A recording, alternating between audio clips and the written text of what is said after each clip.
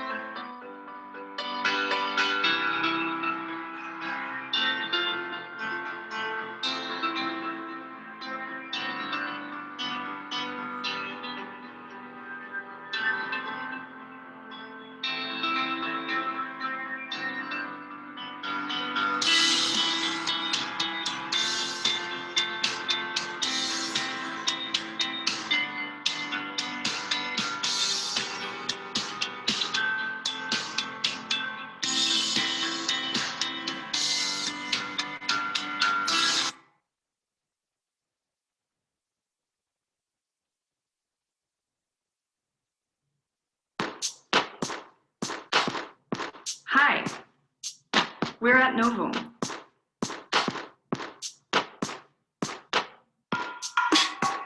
For 30 years now, we've been making our clients digitally unique and sustainably competitive worldwide.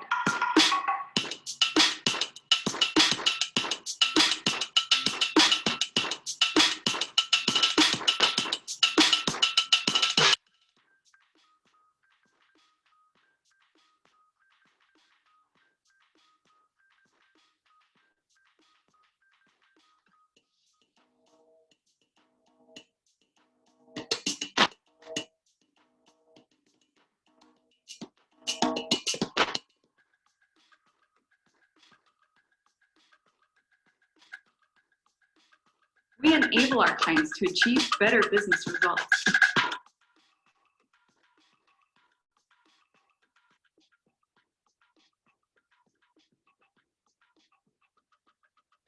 As a privately held company, we're independent and fully flexible to serve our clients with the best expertise and tailored services.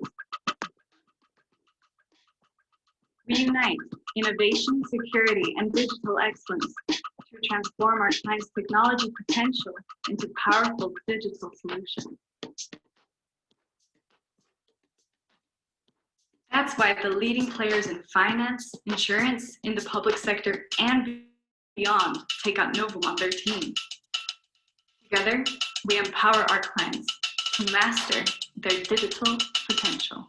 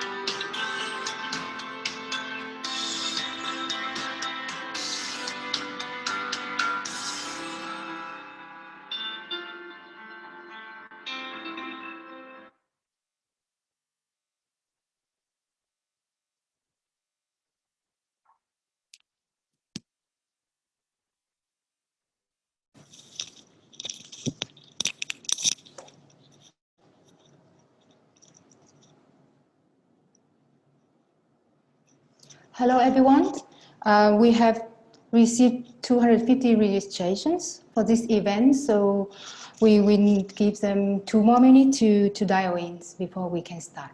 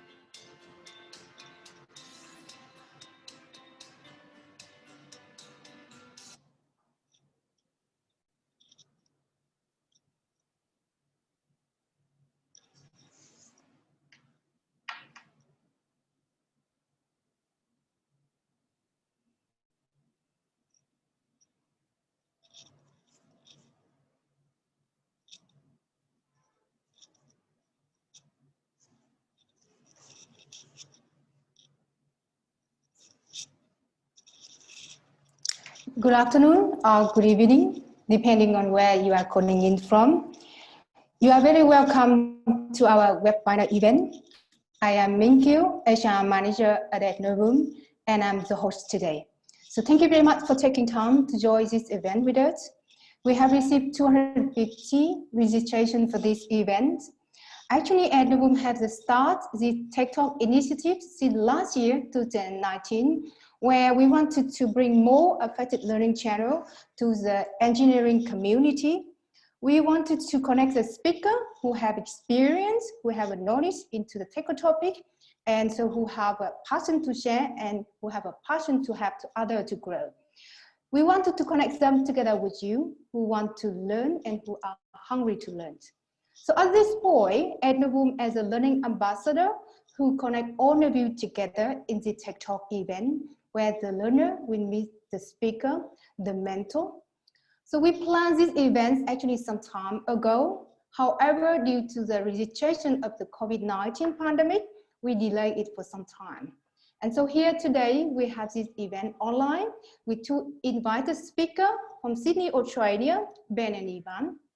And so as this calendar, we will have 2 hours learning with Ivan and Ben today around the topic of deployment best practice. We will have a break in between and we can have a Q&A section at the end. So before we start, I would like to give some ground rules so that we even have more effective learning session with Ivan and Ben. So we would have our technical team will brief everyone where our speaker present and unmute everyone during the Q&A sections. So if you have any questions, you can submit the question anytime via the Q&A chat box, and we will address it during the Q&A sections. After the event, we will send out a survey via SurveyMonkey. So please take part of the survey. We will have a 10 gift delivered to 10 early participants. Last but not least, I will record the sections, so you will get the recording and also the slide deck as well after the sections. I will hand now over to our speaker. Please put your hands together and welcome our speaker from Australia, Ivan and Ben from Atlassian.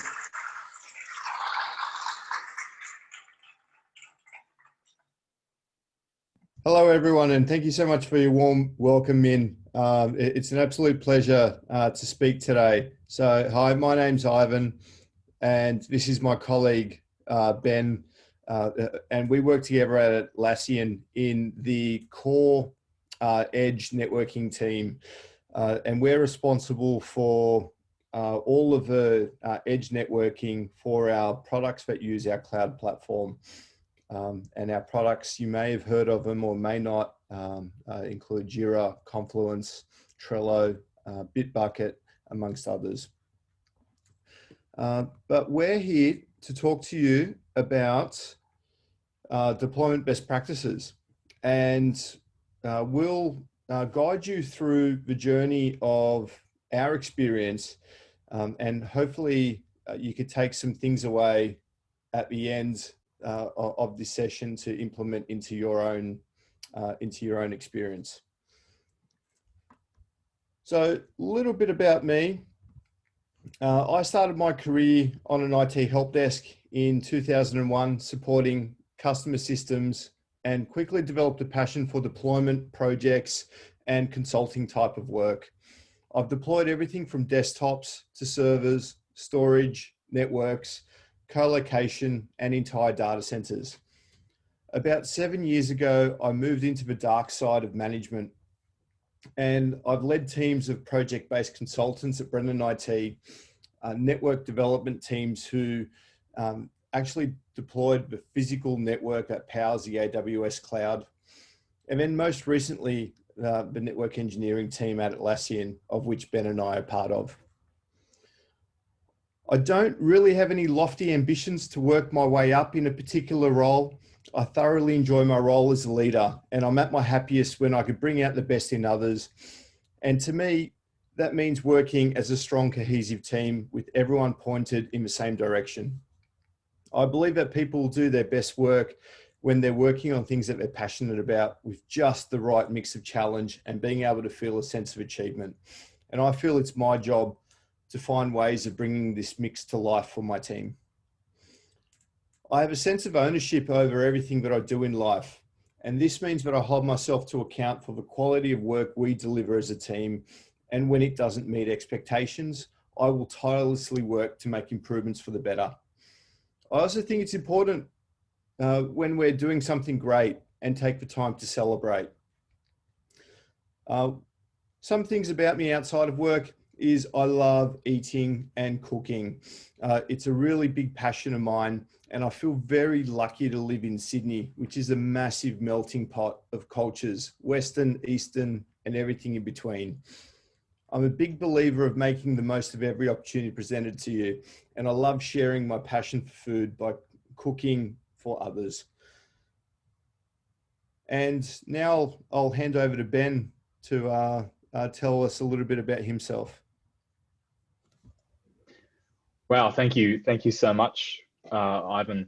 Like, so good to have you as part of our team here at Atlassian. And I can absolutely confirm that you not only are a great cook, but you do know how to pick a really good restaurant. So thank you. So hey everyone, thank you for joining us. My name is Ben. I work with Ivan on the Edge and Networking team. Look, I had really humble beginnings for my career. I started at an electronics repair shop, but then I had the opportunity to go to university where I studied electrical engineering, but it wasn't to be. I ended up in network engineering at Cisco Systems, which some of you hopefully will have heard of. Then after Cisco Systems, I made my way into security, and then finally I got poached by Atlassian. So I went over to Atlassian to help them build their network, and I've been at Atlassian ever since, working on infrastructure deployments of all kinds, data center, cloud, you name it. In terms of my personal interests, you'll find me playing like racing games like Forza Horizon, I'm really into at the moment, strategy and simulator games. I really enjoy science fiction books and movies. This year hasn't been really great for it, but on a year where we're allowed to go outside, you'll find me skiing and doing trail walking and things like that. I really like to keep an eye on what's happening in technology with machine learning and artificial intelligence. I like to play around a little bit with it in Python, although I don't know what I'm doing, and maybe some of you can educate me. And I guess what drives me is very, very similar to what Ivan said. You know, I really want to see the very best outcome possible for a customer. You know, I'm not chasing a ladder up an organization. Everywhere I've got to in my life has just been because I've treated a customer really, really, really well. And that comes from the work I did in electronics repair. That comes from customer interactions at Cisco. And I even take escalation cases from customers sometimes at Atlassian still. And that's a really rewarding experience. So thank you so much for the introduction, Min. Thank you, Ivan. I'll pass it off. Excellent. And I can attest to Ben's gaming prowess. We recently had an online event playing Quake. And Ben absolutely obliterated me 10 times over and maybe more. Oh, I forgot one part. Sorry, Ivan. I forgot one part of my introduction. Vietnam is probably my favorite country in the world, alongside Ireland. Now they're on different parts of the world, so you're not really in competition with one another. But you know, I have been to Ho Chi Minh, Nha Trang, Hoi An. I'm probably bastardizing the names of these cities, so I apologize. But I really loved my time in Vietnam. The food and the drinks were amazing. So thank you. Sorry, Ivan. Thank you, Ben. And it's a really good segue. I also live in a part of Sydney that is that has a little Vietnam associated with a little Saigon Plaza, and some of my favorite restaurants are in this plaza, and I love eating. Like obviously, my favorite would be the banh mi, and I can't thank you enough for bringing that out to the whole world. Okay, so today we're here to talk about deployment best practices, and we're going to introduce you to what we've learned about deployment and our experience in navigating organizational culture, methodology, and also determining customer needs. Find out how we deploy and what success means to us and how we actually deal with failure. What tools, systems, mechanisms we use, and what ones we wish we actually had. There's always going to be a delta, and we're going to tell you about how we work around that and plan for the future. This will be an interactive deep dive on everything deployment. There will be some polls. I really hope you participate. And we also really hope that you can take away the lessons that we've learned into your own organizations as if they are their own.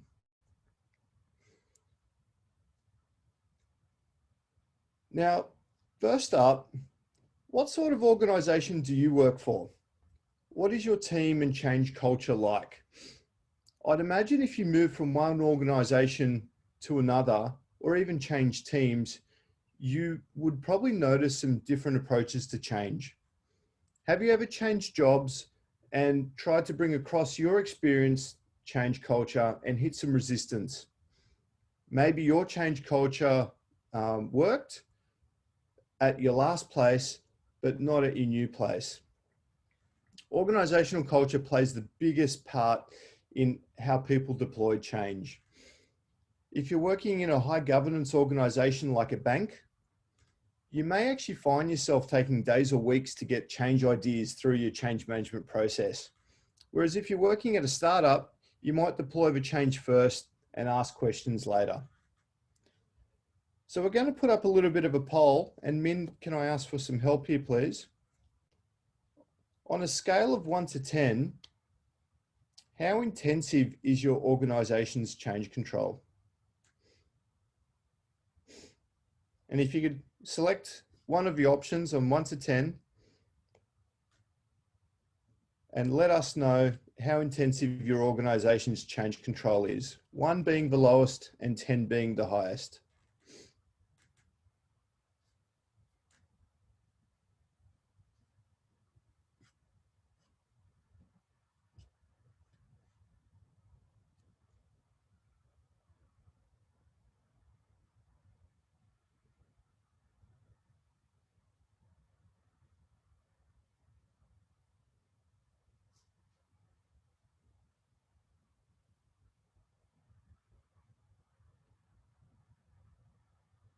How are those votes coming in, Min? It's now 68% of the participants actually answer already, 68%. Excellent. Don't be shy.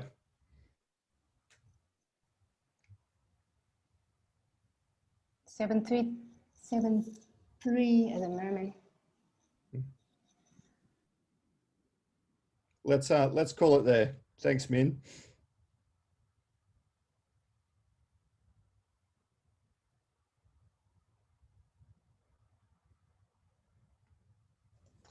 Wow, an 8. Wow, so we've got a fair mix here, but predominantly, it seems that change control is really intensive in the places that you work.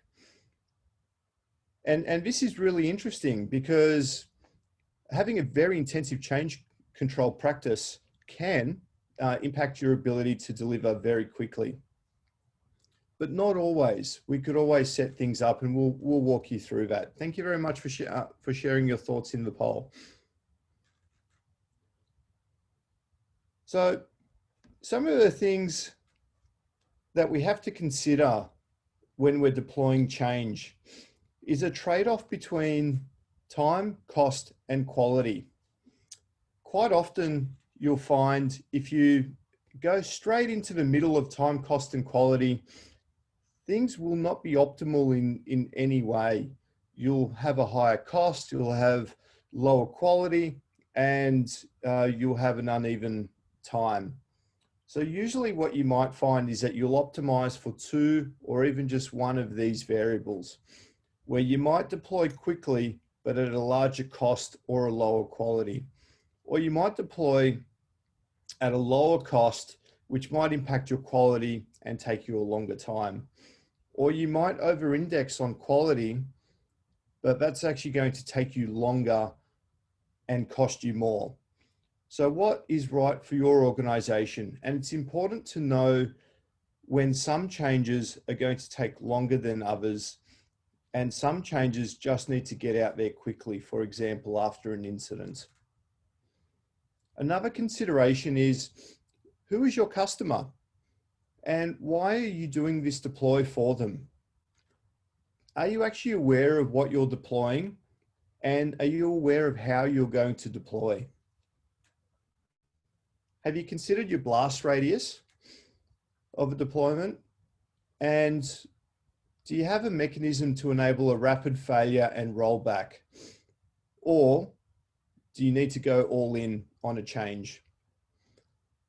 What about the how? What tools, infrastructure, and systems do you have available to you to deploy, but also to validate success and or failure? Do you need to move fast or slow?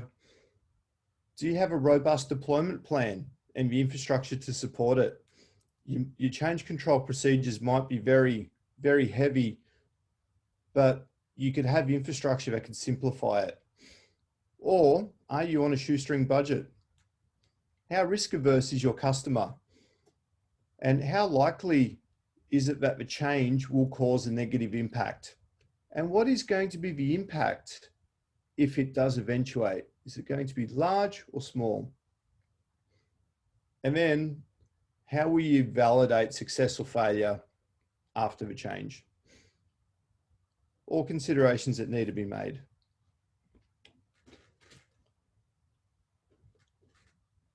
So diving into this slide a little bit, there's a little bit to unpack, but this effectively is an image showing a project lifecycle and how different people and different teams perceive what a customer needs or wants, and even the customer themselves could get confused.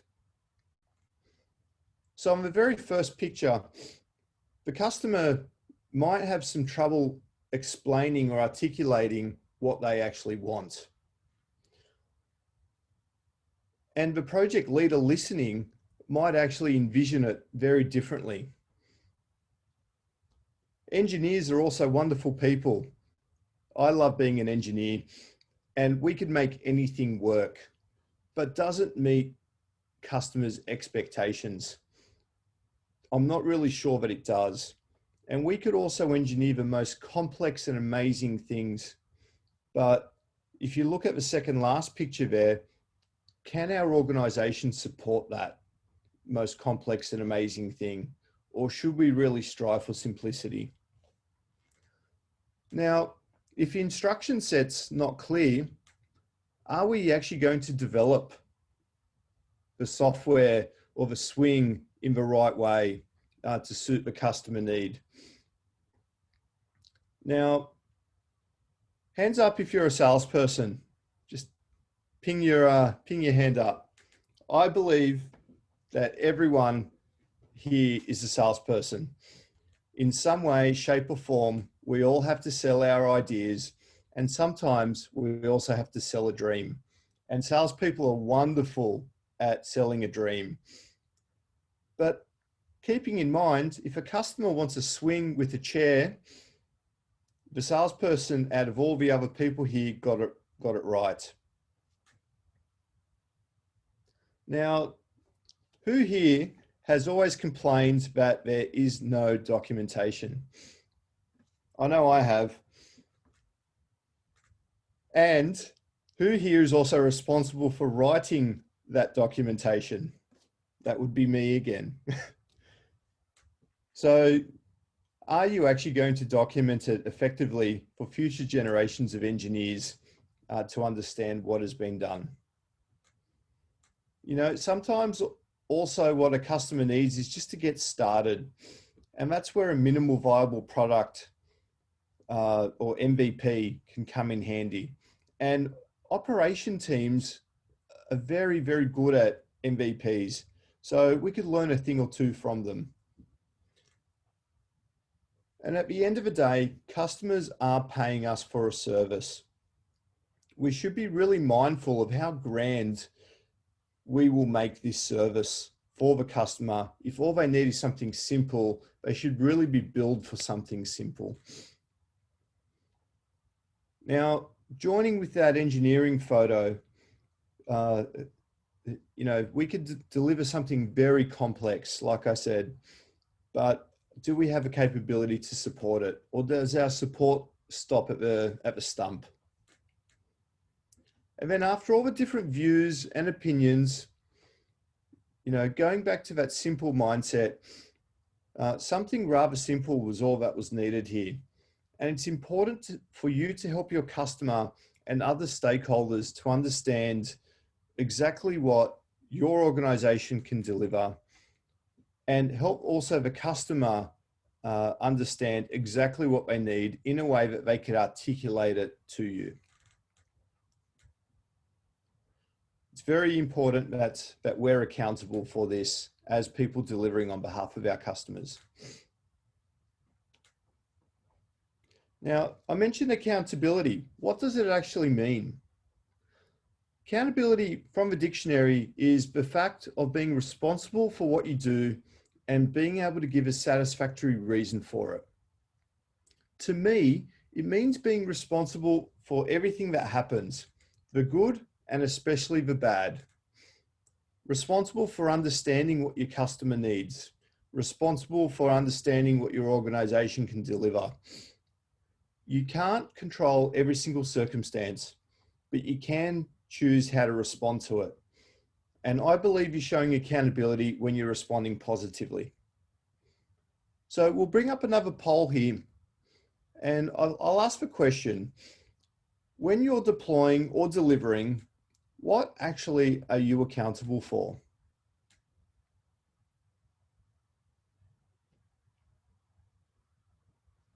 And there's quite a few options here, and please don't be shy.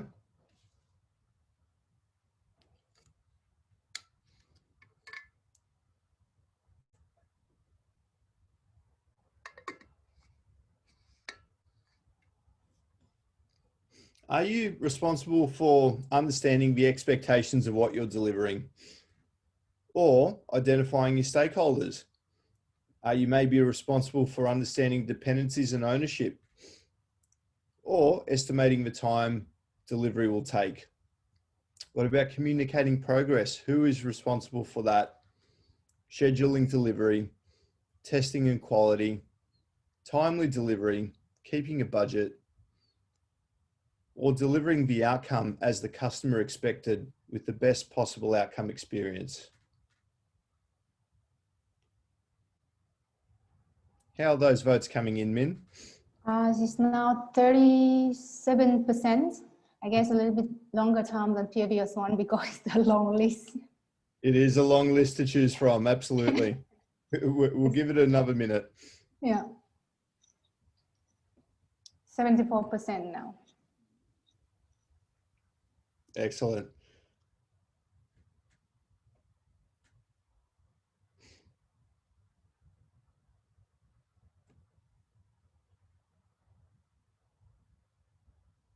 Maybe we'll call it now. Okay.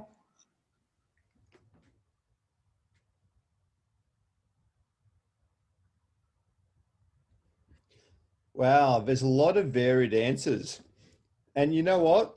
They're all right. We are actually responsible for absolutely every single one of these things as people delivering projects. But did anyone notice that the last item, delivering the outcome as the customer expected with the best possible outcome experience, really sums up all the others? If we're delivering on behalf of our customer, that's really the benchmark. Does our work meet our customers' expectations? And we are accountable to make sure that it does. Thank you, Min.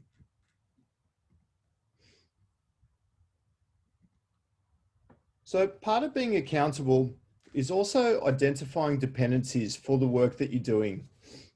You might depend on a salesperson, for example, for gathering customer information, or working with a deployment system that's owned by another team. You know, you might actually require someone else on your team to finish their work first. or you're on a budget that's set by finance, or your application that you deliver might be tested by a quality team, and your entire project might be managed by a project management office. Generally speaking, the more dependencies that you have, the greater the risk of misalignment and more oversight is required. Now, there are a couple of scenarios here of tasks and dependencies and the way to line them up. Some tasks, for example, can't start until the previous one finishes. Some tasks can start simultaneously, others must finish simultaneously. And some others can only finish after the first one has started. There are more, but these are some of the more common ways of identifying dependencies. So once you've identified your dependencies, you also need to identify your owners. If you're working on a small project, you might end up owning everything beginning to end, or you might find yourself depending on a range of people, teams, or systems to allow you to deliver an outcome to your customers. Now, whoever the owners are, it's important that they agree that they're an owner up front. If they don't agree that they're an owner, they're going to become a blocker for you at some point.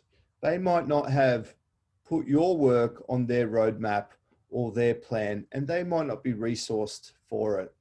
So that's another thing that you really need to identify.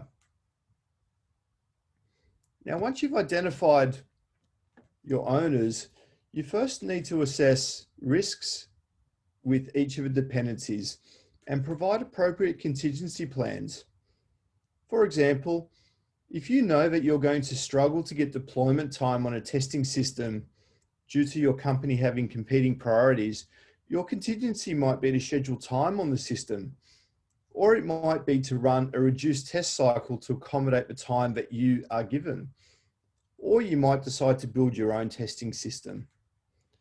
Whatever options you have available to you, plan how you use them ahead of time and communicate the options that you're going to use to your stakeholders to keep everyone aware. Now, scheduling is really important because how do you let your customers know how long something will take? You build a schedule for the work that you're going to do. Sounds really easy, right? In an organization that moves fast, or for small pieces of work, your schedule might be nothing more than an estimate you've put together yourself based on your own experience. Whoever has ever licked their finger and put their finger in the air to see which way the wind is blowing and said, that will take about 5 days. I know I have. But for larger pieces of work, you might need to map out all of your dependencies and plan out the milestones you'll be working towards and the dates you will hit them to track your progress. Or you might have a project manager that does all this in consultation with you. Either way, you are going to need to develop a communication plan at a cadence that is agreed upon by all stakeholders. Now imagine for a moment you deploy and you succeed. How do you celebrate that success? I'd love to take my team out for lunch. But importantly, how do you build on your success in other areas? And how do you share your success so others can build on it as well? When you succeed, you effectively raise the bar, or you set a new standard for yourself and the rest of the organization. How do you get everyone else to meet you at that new bar? This is the way that you can help an organization grow. Now that's it for me for now. I'm going to hand over to Ben, who actually will walk you through a lot of the practicalities of the software and the deployment systems that we use internally and how we use them to navigate all of the things that I've just spoken about. Thank you, Ben. Okay. Let's see if this will work. Can you see what and how you are deploying? I certainly do. Thank you, Ben. No, thanks, Ivan. That was really great and setting the scene for what we're going to dive into next, which is how we actually put some of these things into practice in our technology. So let's dive in. So this, starting again with just a little bit more theory, at some point in your careers, you may have encountered this diagram. It shows the 6 major steps of the software development lifecycle: analysis, design, implementation, quality assurance, deployment, the subject of tonight's talk or today's talk, support and maintenance. And for a long time, development and operations were isolated modules. Developers wrote code, systems administrators deployed that code. They did integration, sometimes by even logging into physical servers via SSH and updating assets. I know I've done that plenty of times in my career and sometimes still do. But since agile and continuous workflows have taken over the world, this model is starting to get a little bit out of date because we have this concept of sprints now, short sprints, frequent releases occurring every 2 weeks or even every day in some technology companies. They require a new approach and new team roles and much more automation, and that's what we're gonna show you and talk about. So this is a more modern approach. It's actually just really the same thing but twisted. It's called the DevOps lifecycle. The DevOps lifecycle requires a delivery cycle that comprises planning, development, testing, deployment, again, the subject of this talk, release, monitoring, and cooperation between all the different members of a team. Still very much like the old one, but we're going to dig into it and see how it's a little bit different in practice.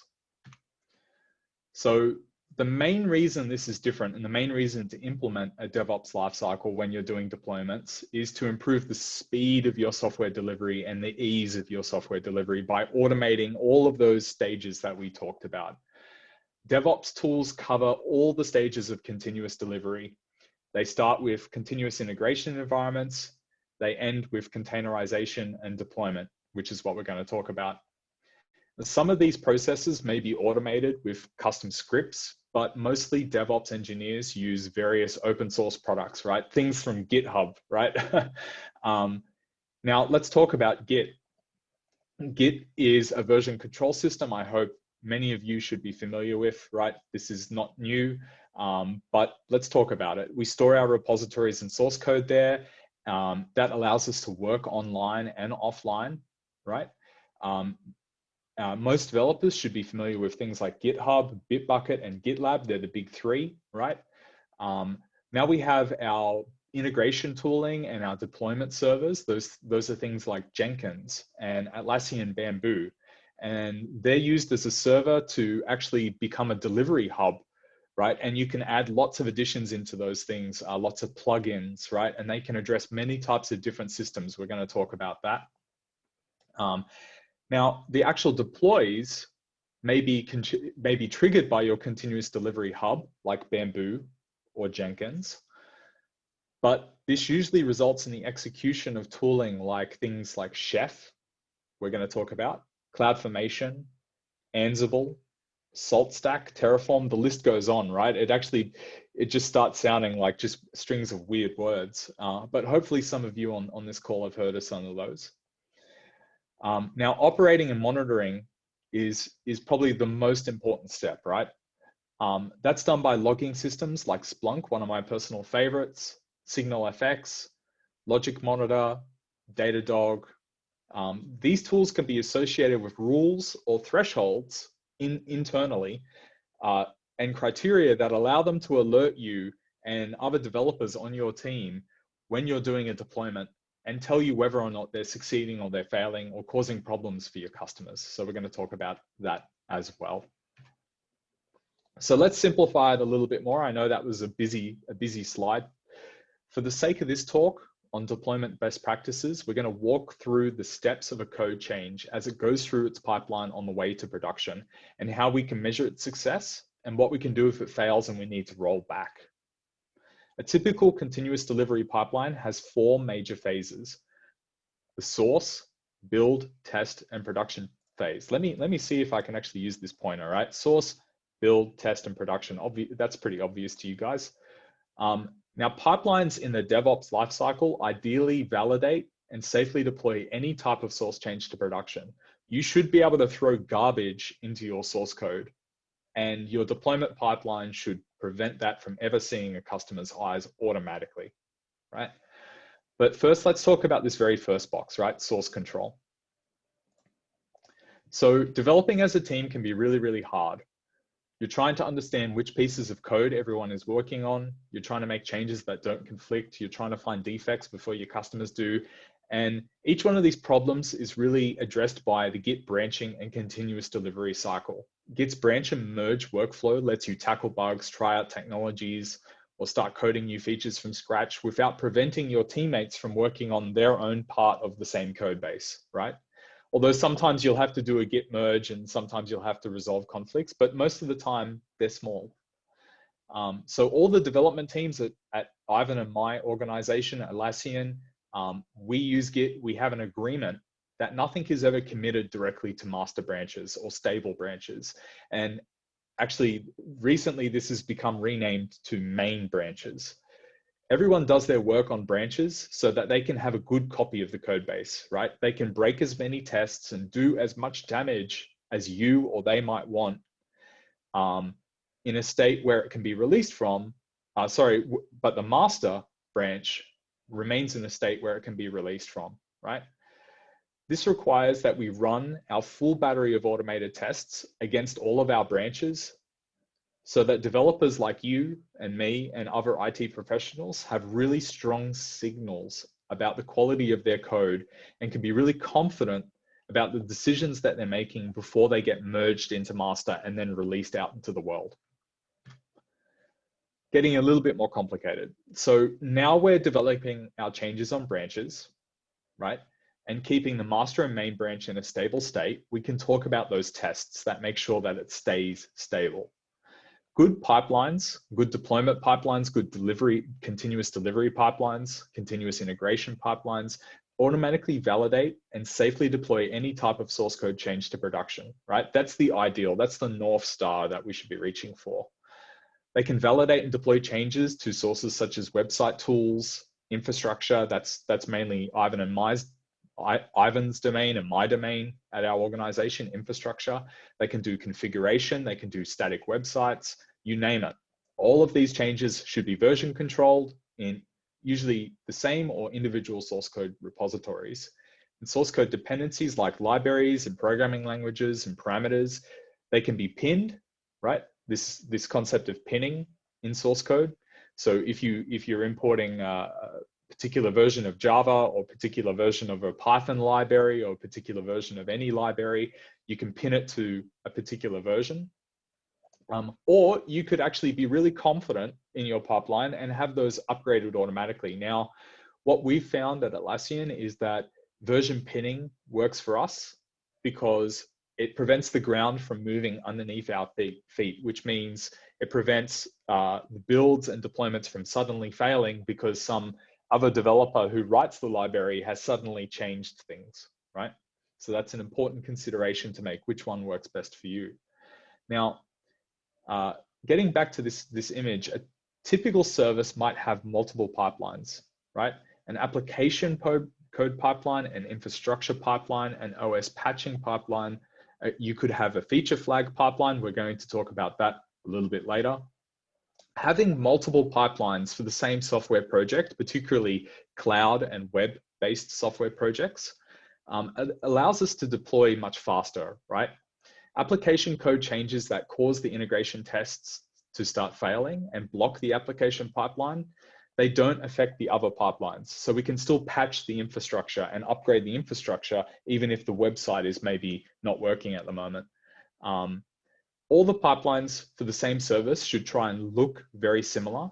They should, for instance, a feature flags pipeline should look very similar to the application code pipeline in terms of the structure, the overall structure. The internal tests may be different, the metrics that you record may be different, but you really want to try and be using the same upper level tooling, maybe the same monitoring suite, right?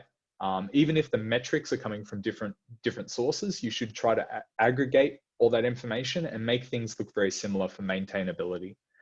We're going to talk about that as well. So diving into testing, right? This is such an important phase before we do any deployment, and even during deployments, right? Testing. To adopt any continuous delivery, you really need to run tests on every change that gets pushed to a branch, right? Not just master, every change to a branch that gets pushed. This way, you'll be able to capture issues really early and minimize any disruptions to your team. You'll be able to provide that really quick feedback to developers as they make changes, sorry. To do so, you'll need to have a service that can monitor your repository and listen to pushes to the code base. There are many solutions out there, but you'll need to consider some key points around them, right? So let me go through those. Where is your code hosted, right? Can your continuous integration and delivery service actually access your code base, or is your code base behind a firewall, right? Maybe it's on a private network. So you might have strict requirements from the government or your customers about where the source code can be located. So your built-in integration server then may not be able to be on a cloud service. What OS and resources do you need in order to do your integration, to do your testing, to do your deployments? Is your application environment supported? I don't know if this is true. Please talk to me afterwards, but we might have someone on the call that does embedded systems, right? For them, it's possible that AWS is not going to be a good environment for them to test embedded systems code. How many resources do you need for your tests? For really large scale systems, again, large corporations, large government institutions, cloud providers, you might not be able to do your tests on a simple at-home or simple rack setup. You may need to consume many different resources across many machines to complete those tests and do those production deployments.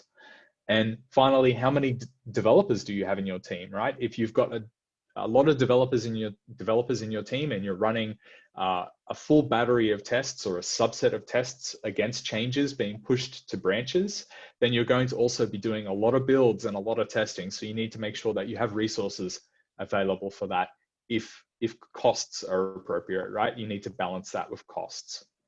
So looking at this slide here, we're going to talk about the three main testing types, because I think it's really important. Some of you on the call probably will have heard of these. Hopefully a lot of you have. If you haven't, it's really good to know. Unit tests are a type of test that you do on software changes that are really narrow in scope, right? They verify individual methods or functions, just as it says there.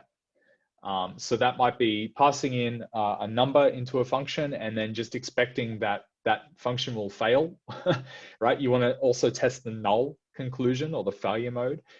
But most often you want to pass in a number to a function in your code and you'll want to expect some sort of rational output, right? Integration tests, they make sure that individual components behave correctly together. So this can involve several classes, as well as testing integration with other services. So that might mean running some larger body of your code against some other outside service. Could be DNS, it could be some API that you depend on. Acceptance tests, they're very similar to integration tests, but they focus on the sort of business experience, the case of the software itself, right? They execute more code by emulating real usage from your front end. So systems like Selenium and New Relic and other systems that are available on the internet, paid or free, they will actually go in and they will click around, and this leads into UI tests. You can get solutions that will actually click on buttons and move around and type in content into your application and test it that way. So that's the final stage of testing, right? Now, once you've adopted this strategy, once you've adopted tests and automated testing in your code base, and as part of your continuous delivery cycle, it's a really good idea to also add in what's called a test coverage tool. A test coverage tool will tell you how many lines of code or what percentage of lines of code in your code base were actually tested by the tests that your team has written. Now, it's always good to aim for something like 80% of all the code that you write should be covered by tests. But you need to be really careful about confusing a high percentage of coverage with actually a well-written good test suite. So this means a code coverage tool will only help you find untested code, right? It should not be a good indicator to you as developers, as IT professionals, as managers, that necessarily the code base is in a healthy state, just because code coverage says, yes, 80% of all code written is passing tests, right? You really want to make sure that you use that tool to just identify places where you haven't written good tests yet. All right. So now that we have tests and we're developing on a branch and we've got that continuous feedback to developers, right? We're running tests whenever they push changes. It actually starts to make sense to have deployment paths for branches, right? This can be a little bit surprising. Now, obviously, we may not deploy my branch that I've worked on and I've written a little bit of code and it hasn't been approved by the team yet. It doesn't make sense to deploy that to customers, right? But the case for integrating your network of branches and your continuous delivery pipeline and allowing deployments from branches, at least to some deployment environments, which we'll talk about, is one of convenience and one of confidence. So if you share a testing environment with other teammates, it's really easy to coordinate the cadence or the timing of deploys representing discrete work streams and then merge all of those together at the end before deploying to a production environment. And this can help you untangle things if any changes are necessary in the future. And what I mean by that is you may have several different changes that have passed tests made by several different team members. And by having a place where people can deploy those changes into a production-like environment can mean that you can discover problems much sooner, right? Before all those changes go out together into the final production, where it's less apparent that which change out of the 6 or 10 is actually causing problems, right? Let's dig into this a bit more. So if we wanted to set up a way of allowing developers working on branches to deploy to what's called pre-production or production-like environments or staging or development environments, then in a software tool like Bamboo, you can configure a deployment trigger. So here you would say after a successful build, so you've passed all your tests and your integration tests and so forth. When that passes, then take a custom branch and start deploying it to your test production environment, right? And developers can use these to send their builds out to even their own development environments, their own production-like environments. And this helps give them and other teammates a lot more confidence in those changes. So let's keep moving. Let's talk about these pre-production environments that I've been talking about. So a staging environment is an intermediate environment that gives you the ability to deploy your software before finally hitting a customer, right? This is reasonably simple. Staging environments are generally meant to be identical or nearly identical to production, right? Otherwise, it's not particularly useful, right? Unlike development or limited integration test environments, staging environments should utilize the same backend, the same up and downstream services, right? So if you have any outside dependencies on APIs, they may also have the same architecture, or they should use the same scale, at least in one of them, right? They should have the same architecture. So, one of the things that's really coming out at the moment, especially from AWS and other cloud vendors, is ARM usage, ARM processors. It doesn't really make sense to have your production environment on ARM processors and your staging environment on x86 processors, right? You want to make sure that the architecture is the same across them, right? And that applies to all sorts of different components, not just the CPU in use. And the closer you get to making sure that your staging or pre-production environments are like your production environments, the more confident you'll be that you're not going to harm customers when you do a deploy, or that your deploy will just fail and waste your time. So the benefit from a staging environment is quality assurance, it's customer satisfaction, reducing the impact of the number of errors that your product sees, it leads to cost savings as well, right? It leads to customer happiness as well. That's super important, as Ivan spoke about. You can reduce the amount of time that you spend rolling back changes. You can reduce the amount of time spent in applying hot fixes. And you save on the cost of troubleshooting, right? Usually when troubleshooting happens, you're going to be putting yourselves or your best engineers on the case. And if you're having to direct their attention to those problems in production, then you're maybe not getting the best usage of their time, right? That you're paying them for. So getting more advanced now that we've kind of covered why we might want a staging environment or a pre-production environment, right? Why we might want to spend some money on building one. Let's talk about a more advanced one. So a multi-phased pre-production environment. This is getting more advanced. This is the kind of things that we do at Atlassian, and actually compared to maybe Facebooks and the Googles of the world, we're on a much smaller scale than them, even still. Before deploying to production, the pipeline deploys and validates your changes, right, in multiple pre-production environments. For example, alpha, beta, gamma. Alpha and beta validate the latest code changes, function as expected by running functional API tests, end-to-end integration tests, right? Gamma validates that the code is functional and can be safely deployed to production, right? Gamma should be, like I said, that one or more production-like environments that are almost as much identical to production as is possible, right? This environment can even maybe set up to actually page you, right? You may want to use this environment, even though customers don't interact with it. You may want to say, hey, if this environment fails, we want it to actually page our engineers. That means call them, email them, alert them, so that we also test that part of the pipeline, right? Because our engineers are also an important part of the deployment lifecycle for our code changes. Integration and acceptance tests will help us to automatically do this as part of the pipeline.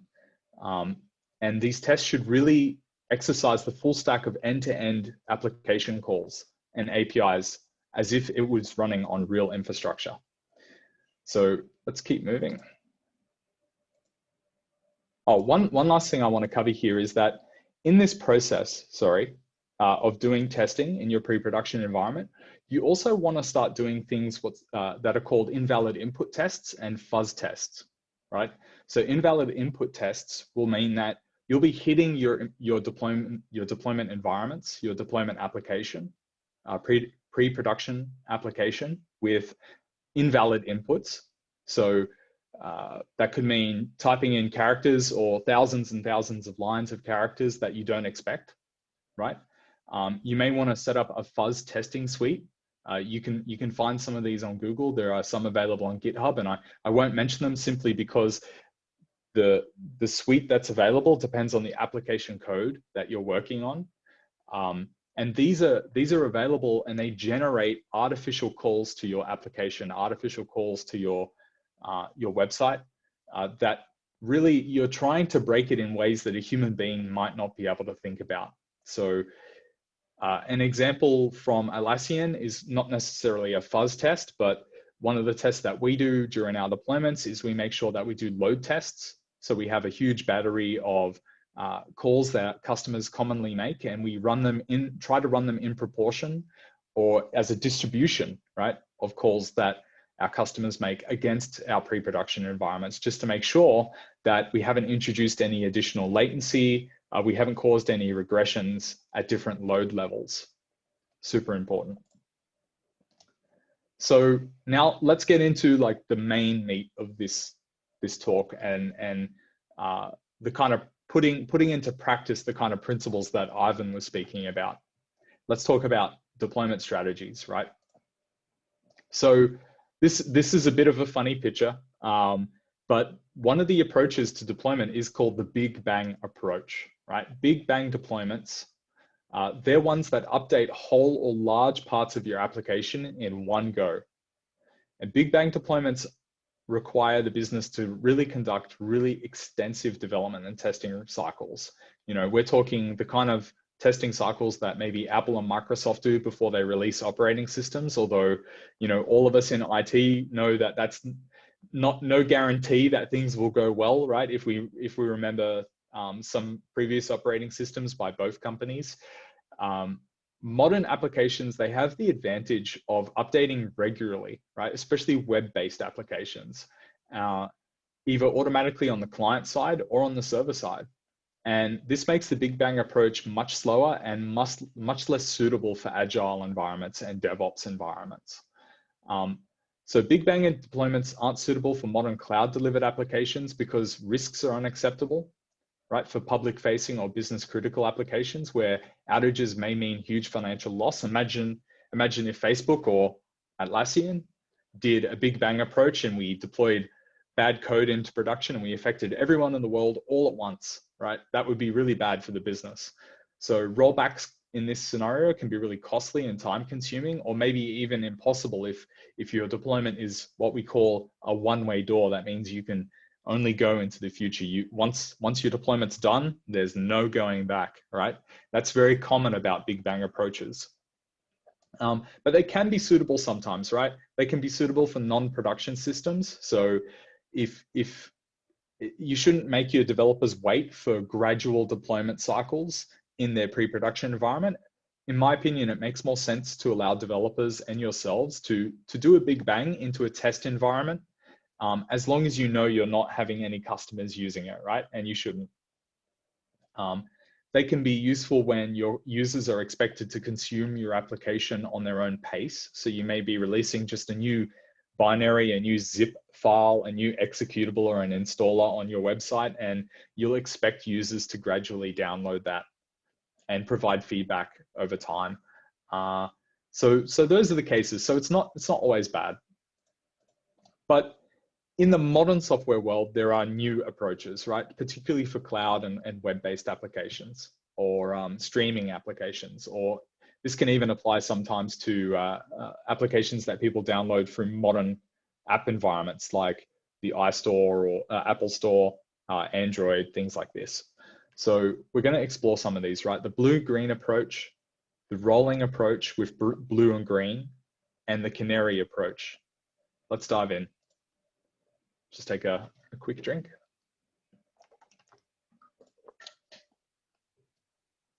So let's have a look at rolling deployments. These occur across your environment and are better than Big Bang deployments because they minimize many of the associated risks that we just spoke about, right? Including some of the risks of user-facing downtime, and they allow for more easy rollbacks. So in a rolling deployment, an application's new version will gradually replace the old one. And we can see that here. It's really simple. You start with blue, and then you introduce just a few green. And then over time, this is going through time, right? You introduce more green until in your final state, your entire infrastructure is just your new version. So a practical example of this may be to take each server behind a load balancer offline and update them one by one. So you'll remove a server from your load balancer, you'll log in, or your delivery pipeline will log in and apply a new software version, place a new asset on the file system. There are many ways of doing this. You could be cycling entire servers. In this path, you might want to use things like Ansible, Chef, or Puppet to automate this kind of work. But this is not my favorite way to go, right? Because hopefully some of you on the call are realizing if this is all the infrastructure we have, right? And we reach this final state, and this takes us an hour or a couple of hours to do, and we only discover a problem after that time, what's going to happen if we discover that problem? We're not going to have an easy or quick path to go back to a good state, right? To our previous state. So this is where canary deployments come in, right? So with a canary deployment, you can deploy a new application to a small part of your infrastructure. And once that application is signed off release, only a few users will be routed to it for an extended period of time, right? This could be an entire business cycle. of your traffic load if you're developing web applications. With no errors reported, the new version can then be rolled out more safely to the rest of the infrastructure. So the main challenge though with Canary deployments is to devise a way to route some users to your new application while you're doing this deployment over a really extended period of time. And some applications may also always need the same group of users for testing, while some applications will allow you to send a different group each time, right? Depends on how stateful your application is. And a way to do this, there are a few. So we can expose internal users to a Canary deployment before exposing it to external users. That's something that most software companies will do. They will use their own employees as canaries. They will say, everyone in the company has to use this particular address, right? This particular web address or this particular piece of software before it goes out into the world. You know, most often people will hear it like, you're the beta testers, right? In Australia and elsewhere, we sometimes say that's dog food, right? We're feeding ourselves our own dog food. I don't know who came up with that, but if you have external users, you can do it based on source IP range. Source IPs are really useful because this also gives us the capability to target particular geographic regions. So if you have an intelligent load balancer here that is IP address aware, then a lot of these load balancers will actually let you target specific countries, and they'll have a list of IP addresses associated with those particular countries. So you can say, well, we're gonna test our latest and greatest product on New Zealand first, right? Before testing it in Vietnam, because we have hundreds of millions of users in Vietnam, but we only have a couple of million users in New Zealand. You can use application logic as well to unlock new features to specific users and groups. They might have signed up for a beta testing program, and this logic can then just be removed and rolled back when the application goes live for the rest of your users. Now, something that we started doing in our deployments here at Atlassian, actually just this year in our team, is we started doing something called one-box testing. And this is another form of Canary deployment, like the one we just spoke about. And what this means is before deploying a new application version to all of production, we need to make sure that it's backwards compatible, right? And can be safely deployed along existing code. And we might need to detect whether the code handles interactions with the existing production load, the existing production data structures and services in a way that maybe we can't predict or emulate in pre-production environments. The one-box stage deploys the latest code to the smallest unit of a deployment, smallest unit of deployment that receives a full load of production, right? So what that means is every single one of these boxes, they may be separate virtual machines in your deployment. If you're familiar with AWS, they may be EC2 instances. Every single one of these is receiving a full equal share of the production load. One-box testing means you introduce your application onto just one of those EC2 instances for an extended period of time, and it too receives a full load, right? Not just a small portion, but a full load from the application load balancer. So it can be added to the same load balancer or poll the same queue if you're taking work off something like SQS, a queue. Like we talked about before with the Gamma section, this would come in there. One box would be part of your final piece of the deployment stage. And one box testing, you would have monitors associated with it, separate monitors that allow you to test the success rates of the one box test, and service metrics that allow you to detect if it's behaving differently, right? So if you're seeing on this one box 100% CPU usage, right? Or you're seeing that it's not processing jobs or tasks off of your queue as quickly as these others, then you'll be able to quickly detect a regression, right? And because you've only deployed one of them, then it's unlikely that many users will be affected by that failure. And this is one of my favorites, right? This is a deployment strategy called blue-green deployment. Blue-green deployments are naturally fail-safe. In this method, two identical production environments exist in parallel. So, and fully rolled out and fully scaled, right? So this unfortunately does mean for the periods where you are doing deployments, they have a naturally higher cost, but one of these is running the production environment, which is receiving traffic on an old version of our software code. This is in blue. And the other one here is idle at the moment. It's green, but it's running our new software version that we've just released. And both of these, through our prior testing, we're confident that they can talk to the same database correctly. They can handle the same data structures. So we're ready to move some customers over to this new code version, which is fully scaled out. So the new version of the application is deployed to the green environment. It's tested for functionality and performance. Once testing is successful, application traffic is routed from blue to green, right? Green then becomes the new production. In blue-green deployments, they have a heavy reliance on having a capability in your organization of doing traffic routing. This can be done by updating DNS CNAMEs for hosts. So you might update DNS gradually over time or in one hit. Alternatively, if you have an intelligent load balancer, even things like just an AWS ALB, maybe F5, maybe a Cisco load balancer, you can actually say, hey, direct traffic to this new environment, right? And move it away from the old environment.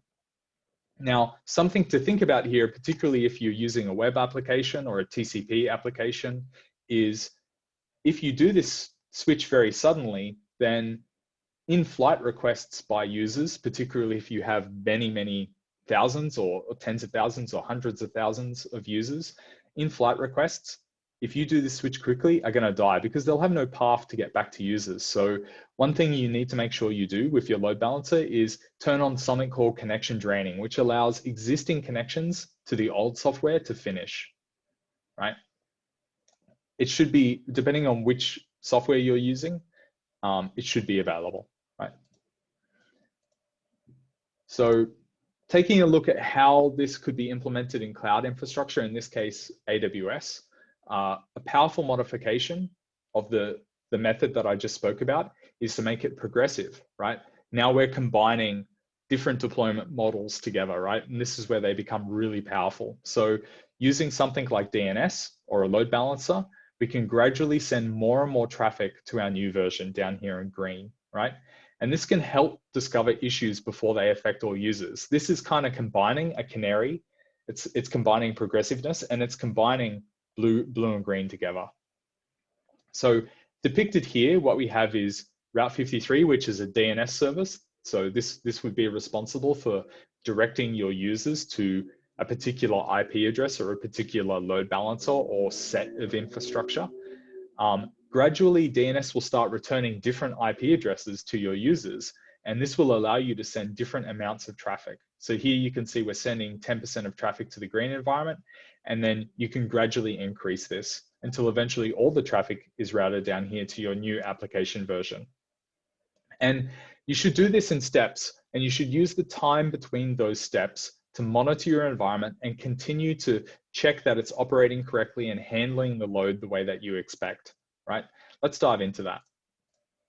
So this is a bit of a state diagram. I apologize. This is feeling a little bit like university maybe for some of you, but what you want to do is during those step changes, when you're doing progressive blue-green deployments, is you want to make sure that your script executes something like this state machine. So you go to calculate your weights, and when you're ready to update a weight,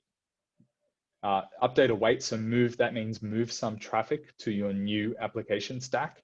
You want to make sure that you wait, you perform a loop of your health checks. So you go through all your health checks and all your metrics to make sure that your application is behaving the way you expect.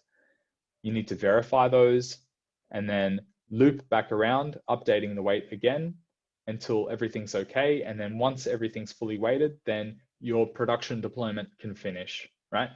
If at any stage, say 10% or 20%, a health check fails, then you should try to build into your pipeline a rollback functionality. And we're going to talk about rollback functionality in a moment.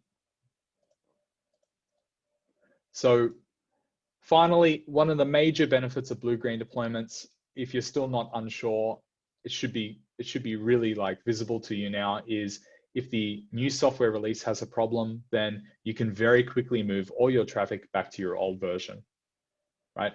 Enough said, it's a fantastic model.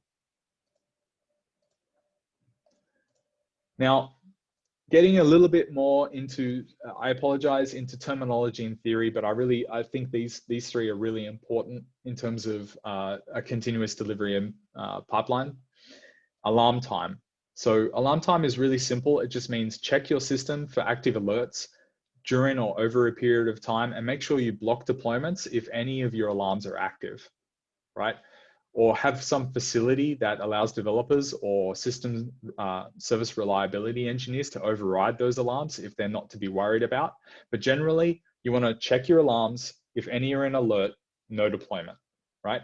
And you should also, this is interesting, you should also try and build into your continuous delivery pipeline the ability to check upstream and downstream dependency alarm states. So if you are a small component that could have an outsized impact on an application, particularly this is true in a microservice world, you should check your surrounding microservices. If any of them are in an alarm state, then you don't want to do a deploy which could potentially compound their difficulties, right? And cause excess pain for that team and the customers. So that's alarm time. Now, bake time, we already kind of spoke about this. Bake time just means sometimes when you do a deployment, a problem might not be picked up by your health check straight away. It could be something, what we call slow burning. It doesn't show up immediately, especially if you deploy during a low period of traffic. So if you're deploying during off-peak hours or maybe on a weekend, you might not discover that problem. So promoting a change between deployment environments immediately is, it can end up having impact in multiple regions. If say you operate a network or you operate software which is spread out over a large geographic area, maybe even around the world, if you just progressively deploy to each one after the other and say, I'm doing progressive deployment, you could encounter problems as load goes up in those really high traffic areas like Vietnam and Europe and North America, right? So before promoting a change to the next production stage or the next production target, you want to make sure that you give them time to really fill production load or database load or any type of load, or just operational periods where memory and caches can build up to check that your application behaves the way that you expect. And finally, let's talk about this last one here, window blockers. So the pipeline should be configured with a set of window blockers, and this defines when deployments are allowed to start. And most deployments in a DevOps world, you won't actually have engineers watching them, right? So I came from a world where we used to do software upgrades on Cisco routers and switches, and we would actually sit on SSH in a terminal and just watch the upgrade happen, right? A human being watching the upgrade happen. Well, now it's, you know, we're 10 years later, and some places we still do that. I know I sometimes still do that, but we're moving to a world where you won't be watching them directly. And if you're not watching your deployments correctly, directly, then you need to make sure when they're automated in such a way that if manual action is required, say your automation fails or an alert fires or the deployment fails for some reason, that on-call engineers, which typically take longer to engage at night and on weekends, are actually available. And that means usually deploying at the times that you're in your office, right? When the most number of staff are available. It's not always possible, but generally that's what you want to try and achieve. So like, just to finish this off, we generally try to avoid deploying on a Friday, right? Because no one likes to lose their Friday night to a bad deployment. So once you have a robust method of deploying your application to an environment, the next step is to take it to multiple environments, right? We've been speaking about this a little bit as we've gone along. The next step, you might have customers in multiple regions, multiple geographies, multiple offices, or different legal jurisdictions, right? So actually you could have you could have two separate deployments just in the same time zone if you're a web application for the purposes of just having separate data stores, right? Or meeting the requirements of separate governments or separate government departments, or even just different companies, right? So having clones of your infrastructure in multiple places is what we're talking about. And you want to, again, start with your test environments, do branch deploys to them, allow developers to do branch deploys to them so that they can gain confidence.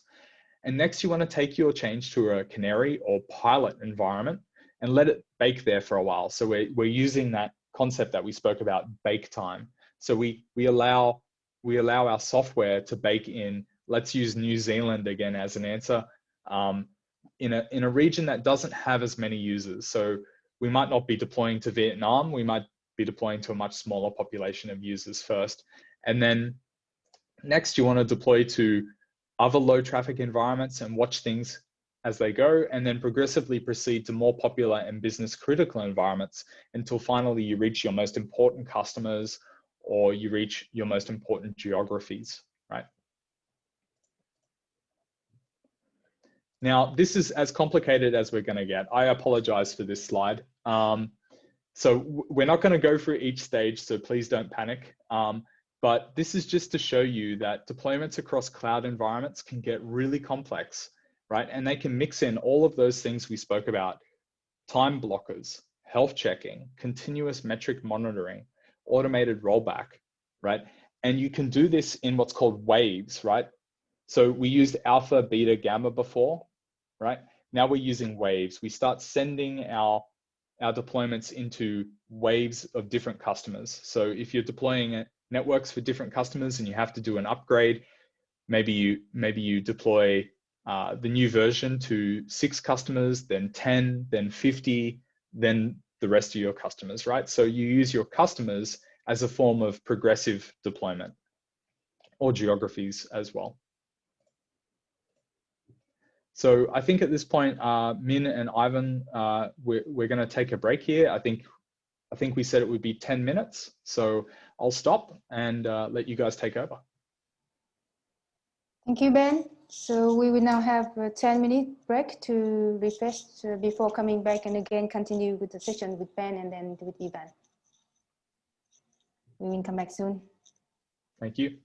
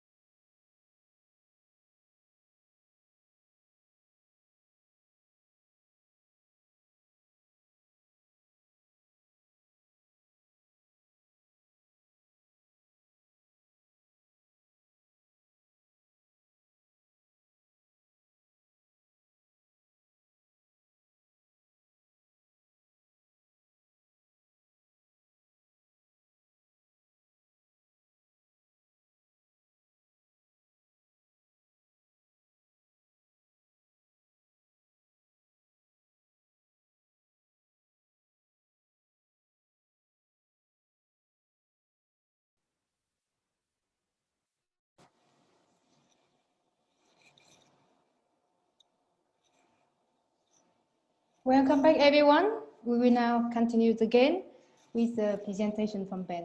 Ben, go ahead. Thank you very much. Hey, hope everyone went and, oh. The mic is muted. My Google Home just went off. I hope everyone enjoyed that break. So going back to what we were speaking about, now that we have a continuous delivery pipeline, now that we have spoken about deployment environments, we now need to talk about how we're going to monitor those deploys, because a lot of the strategies that we just spoke about, you might have picked up on the fact that they really heavily depend on our ability to read into how well those deployments are going, whether or not they're succeeding or failing, right? So any good build and deployment CI/CD tooling, that's continuous integration, continuous deployment or delivery tooling, will capture return codes from your deployment automation scripting and report back to you the status in the form of actually sometimes just a color, green for successful, red for unsuccessful deploy, right? And they'll tell you the associated log messages from your automation. And this is really critical and should be the first line of defense in order to tell whether or not something's succeeding or failing, right? If your deployment code fails, if it has an exit status code that's not 0, then that's a really clear sign that something's wrong. And hopefully your deployment code is emitting verbose logging that will tell you what the problem is immediately, so you don't have to start digging through logs and metrics and things like that. So this is really critical if you're going to know what happened right or wrong. It's really critical if you're going to quickly know whether something might have gone right or wrong and what might have gone wrong if it does. So pictured here, this is not, I swear it's not an advertisement, but pictured here is Bitbucket pipelines. You can use Jenkins, you can use Bamboo, GitLab, GitHub Actions are also really great. And here you can just see we're doing a deployment to a directory, and we're getting some nice information about how the deployment is proceeding. So this is our first line of defense in terms of monitoring deployments. And the really cool thing these days is, back in the days of shell scripting, even like still today, writing Python scripts and things like that, the tooling is so much better today. The tooling that's available to us from Chef, Puppet, Terraform, all sorts of different applications and high-level wrappers for different tools will actually give us all of this logging for free. So this is really, it's a great time to be engineering deployment pipelines. The next thing that you want is to make sure that you're continuously testing your environments as you deploy to them, right? And this is not the unit tests that I spoke about. This is not the integration tests I spoke about, but that you're monitoring whether or not your deployment is fulfilling its business case, right? By actually interacting with it as if you were a user out on the public internet. And there are a lot of tools that allow you to do that these days, especially if you're running a web-based application. Tools like Pingdom, tools like New Relic, Thousand Eyes, CloudWatch, SolarWinds. Nagios is an old one. I hope someone later on says, yep, I still use Nagios, or I used to use Nagios because that's where I grew up. So there's a massive marketplace for these tools out there in the wild, multiple billion-dollar companies. But suffice to say, you need to find the tool that's really right for your application, if it's a web application, and ensure that you're constantly performing performance and health checks from it, right? You want to have good granularity. You want to be performing them every 30 seconds to a minute. It may not be useful to perform them once per day, especially if your deployment happens within 10 minutes or an hour. And I'll give you bonus points if your tooling is actually able to check from multiple geographies, because we run large web scale applications at Atlassian, and one of the things that we've found is that if you're just checking, this is going back many years ago, if you're just checking from North America, then customers could be suffering in another part of the world due to your deploy, and you may not know. So a tool that we use there, and this is not an endorsement, but it's a tool that we use, is Thousand Eyes. I believe New Relic also has this capability, and allows you to actually set up tests for your application code, your website, and then say, I want these tests to be run simultaneously from multiple geographies all around the world. And we even have some from Vietnam. So there you go. So moving on, your application should emit metrics and logs to an indexer like Splunk, like a personal favorite of mine, from which you can detect errors and stack traces and other software failures. Another application is Sentry. We'll talk about that in a second. Splunk, I really like it because it allows really extremely complex dashboards, right? You can also build complex searching and alerting criteria on the back of logs emitted by your application. You can do powerful things like regex type matching. And it's my tool for what we call grokking, or working through logs to find that needle in the haystack. Especially if you have a really active application, then you may be ingesting hundreds of thousands or millions of log lines per second, right? You know, not just per minute, but per second. If anyone's ever supported, for instance, a network before, you can know that in problem scenarios, especially if there's an ARP storm or a spanning tree reconvergence, the amount of logs that can be emitted by routers and switches can be tens of thousands to millions. And you need to find that one that's really important. And so a good log aggregator is really important here, because otherwise you're trying to go through these logs on your terminal using grep, or maybe in a Notepad++ or a Sublime Text or something like that. And it's just not as powerful as these modern tools. Although it can be, actually grep is very powerful. Now, one of the tools that we've started using in the last few years, which is really great, is Sentry. So this is a really exciting tool, which actually binds into your source code, and it has native code awareness for the language that you're writing your software in.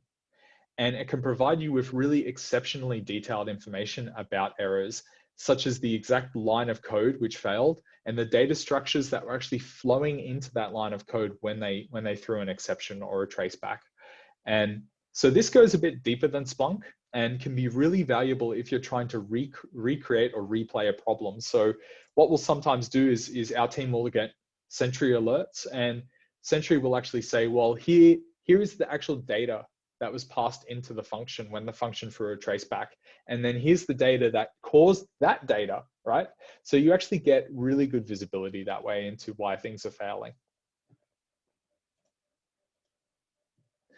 Now, another really important, they're all important, another really important part of your suite of tools is your metric aggregator. So using tools like SignalFX or Datadog or Grafana. Grafana is huge and extremely popular, right? That's an open source tooling. You can monitor your application and platform performance during deploys, after deploys. You should be doing this all the time. On the top left here, these are actually pictures from the infrastructure that Ivan and myself manage. So these were taken, a couple of weeks ago.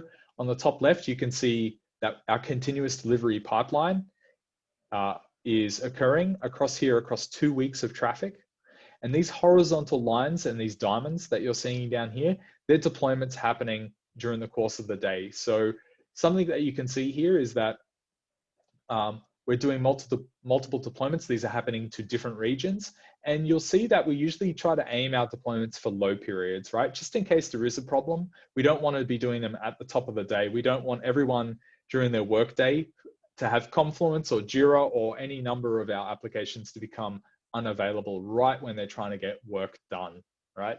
So we aim them for the low end of the day, and then we watch them over 24 hours. And we do them in waves. So you can see here we do 3 here, then 3 the next day, then 3 the next day, and then 2 at the end, right?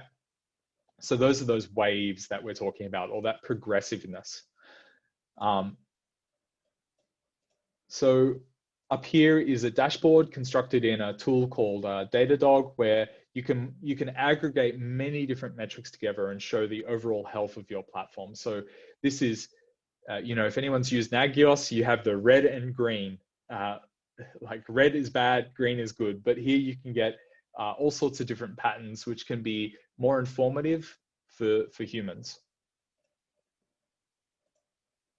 Oh, I should call out, sorry, this chart here is really interesting. My apologies for almost skipping it. So zooming in on one of these deployments here, if we zoom in on that and we actually look at the CPU usage of one of those systems during a deployment, you can see here what we've actually done is a progressive blue-green deployment.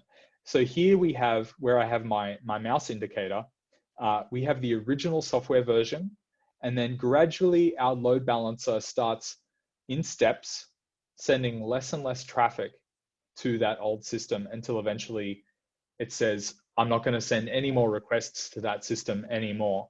And you can see here the new system is created and it boots up, which is why you have a little bit of CPU usage at the start, but then initially hardly gets anything at all. And then you can see these nice little steps as we begin to send more and more traffic to the new software version. And then as we build that confidence and as our health checks continue to stay healthy and our metrics continue to stay healthy, then all load is subsequently sent to the new software version. But look down here, we actually keep the old one around for a couple of hours.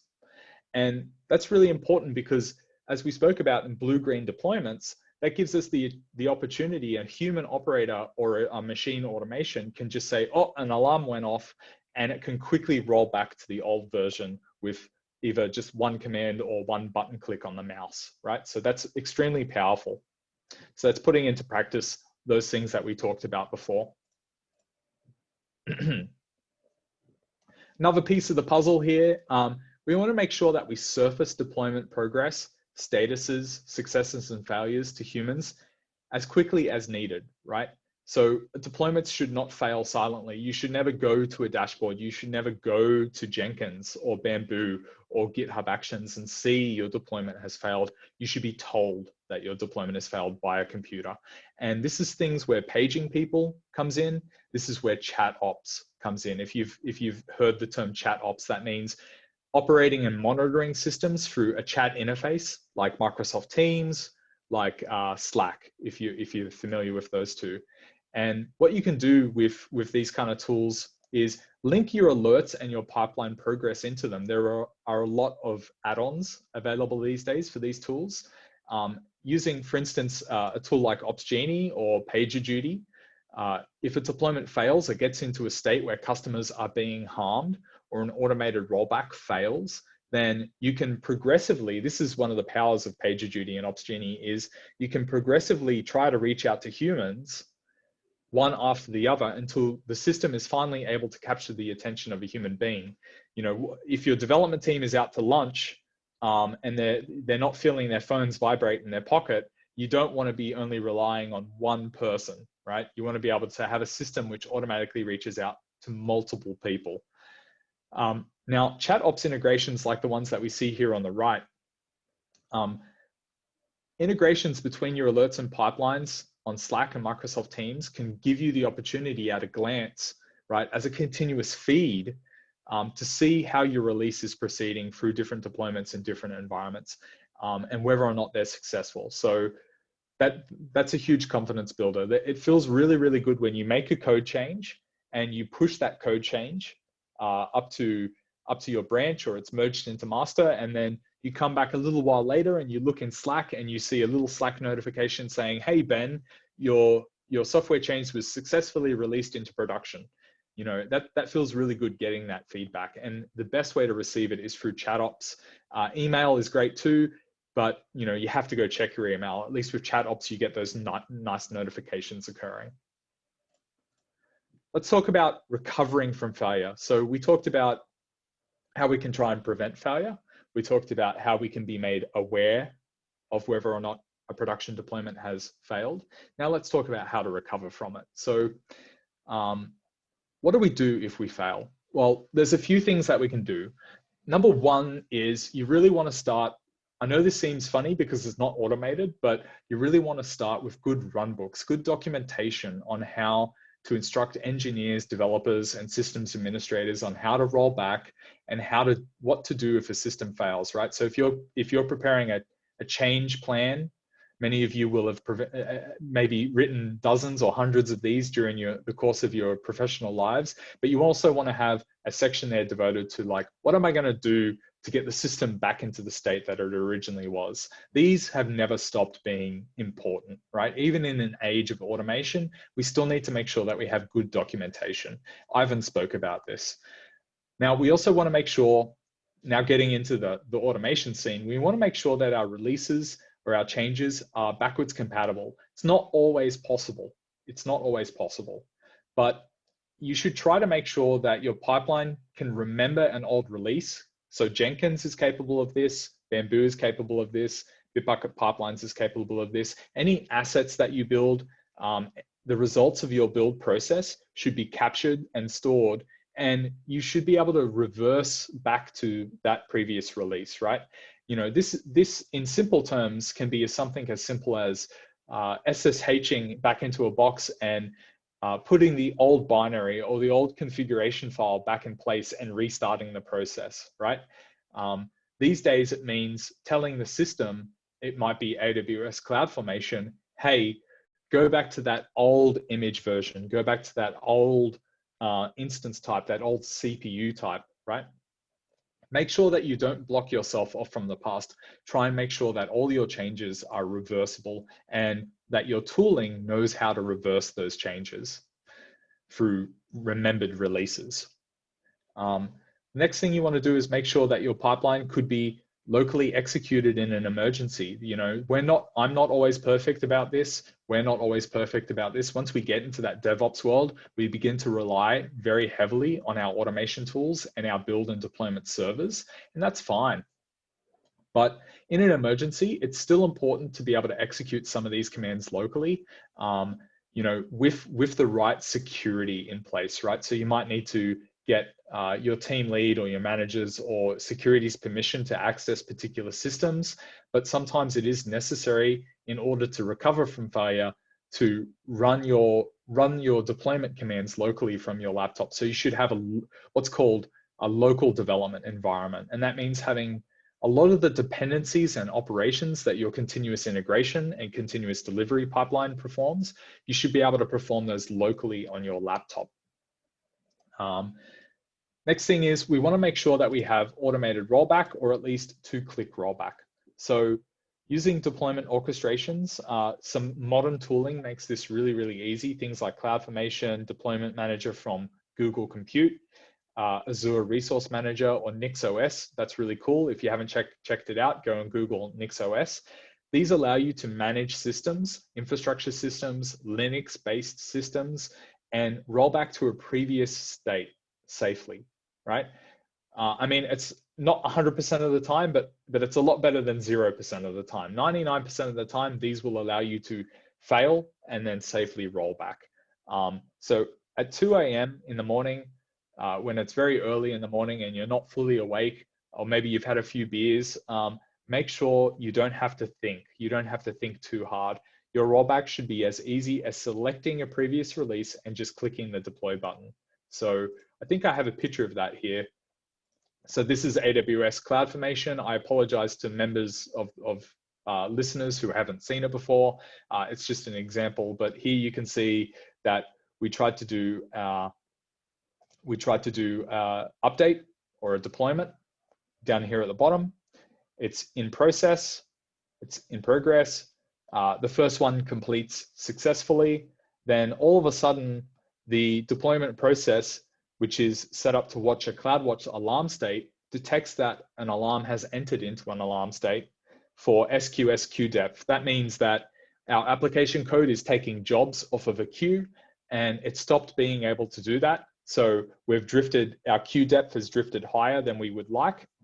So automatically what CloudFormation does here is it detects that, enters a new update in progress stage, which is actually a rollback stage, puts our previous application code or image version back in place, and then enters finally into an update rollback complete state.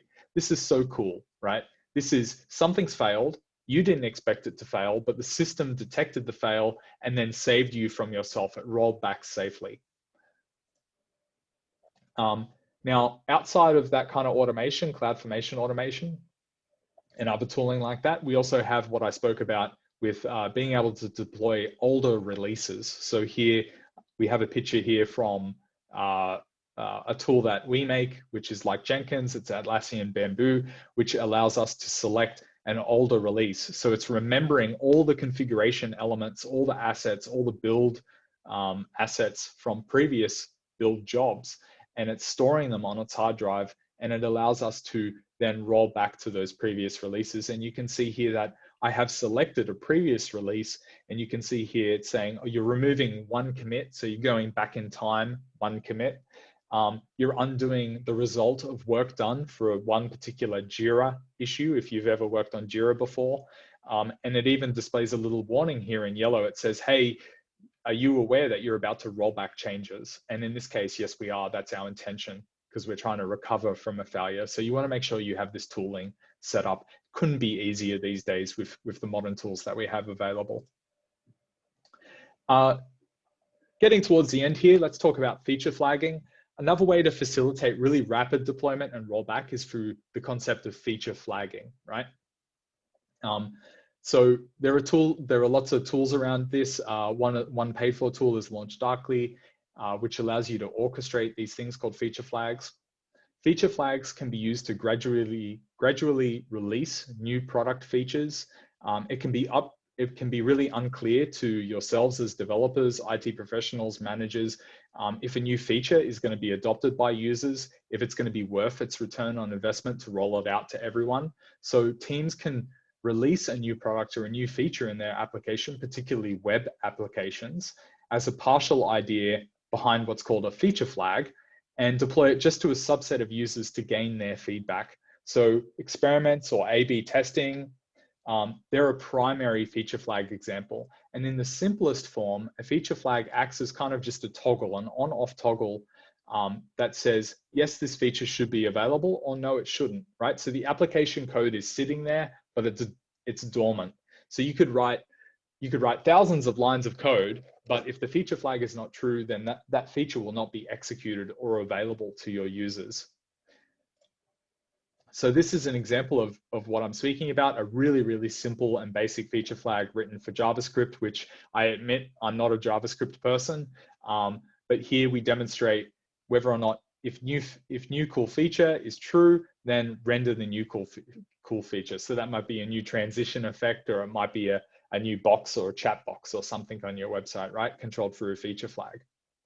When this code is ready, you can ship it to production as normal, but it will be inactive. It won't cause any problems for your users until you actually toggle that feature flag or assign that feature flag with more advanced tooling to a subset of users. Again, we can say only Vietnamese or only New Zealanders should see this new feature, even though the application code is actually deployed out to everyone at once. So taking a few lessons here, we need to address the failures as we spoke about, right? When they fail, we need to address the failure quickly so that we limit harm to our customers. And Ivan has spoken about that and is going to speak more about that. You need to, when failure does occur, when your deployment fails, when you cause customer harm, you need to make sure that you take those lessons and then improve your detection systems. So let's say an alarm fails, and it fails towards the end of your deployment, say a high CPU alarm. A lesson that you should take from that is looking at all of the metrics and all of the logs available to you. Are there any in there that may have shown you or alerted you earlier had you been looking at them? It's absolutely true in my career, and I assume Ivan's career and many of your careers, that you get paged or a deploy fails because CPU goes to 100%. And you go back and you look and you say, oh, actually this metric here, which we weren't looking at, or this log that we weren't looking for, it showed up an hour before the CPU went high, right? So you want to make sure that you take those lessons and you move them into your automation so that you look for them if they reoccur in the future. So the other thing that you'll want to do is implement post-deployment verifications. We spoke a little bit about that. That means just continuously testing your production environment during and after deployments to make sure they're still operating the way that you expect, right? That you test them and perform your normal business case operations against them. And finally, again, wrapping it all back together, we want to make sure that when we do fail, we take those lessons, we take the things that we did to fix the problem, and we document those back into our run books, into our operations and our procedures, and into our future change control documentation, right? And we can use something like Confluence, or if you're looking for a free tool, there's Wikimedia as well. There's all sorts of things like this SharePoint. So I think I've got to do this section as well. So now that we're prepared for our deployment, now that we know how to recover from failure, last thing I want to speak to you guys about is how do we communicate them?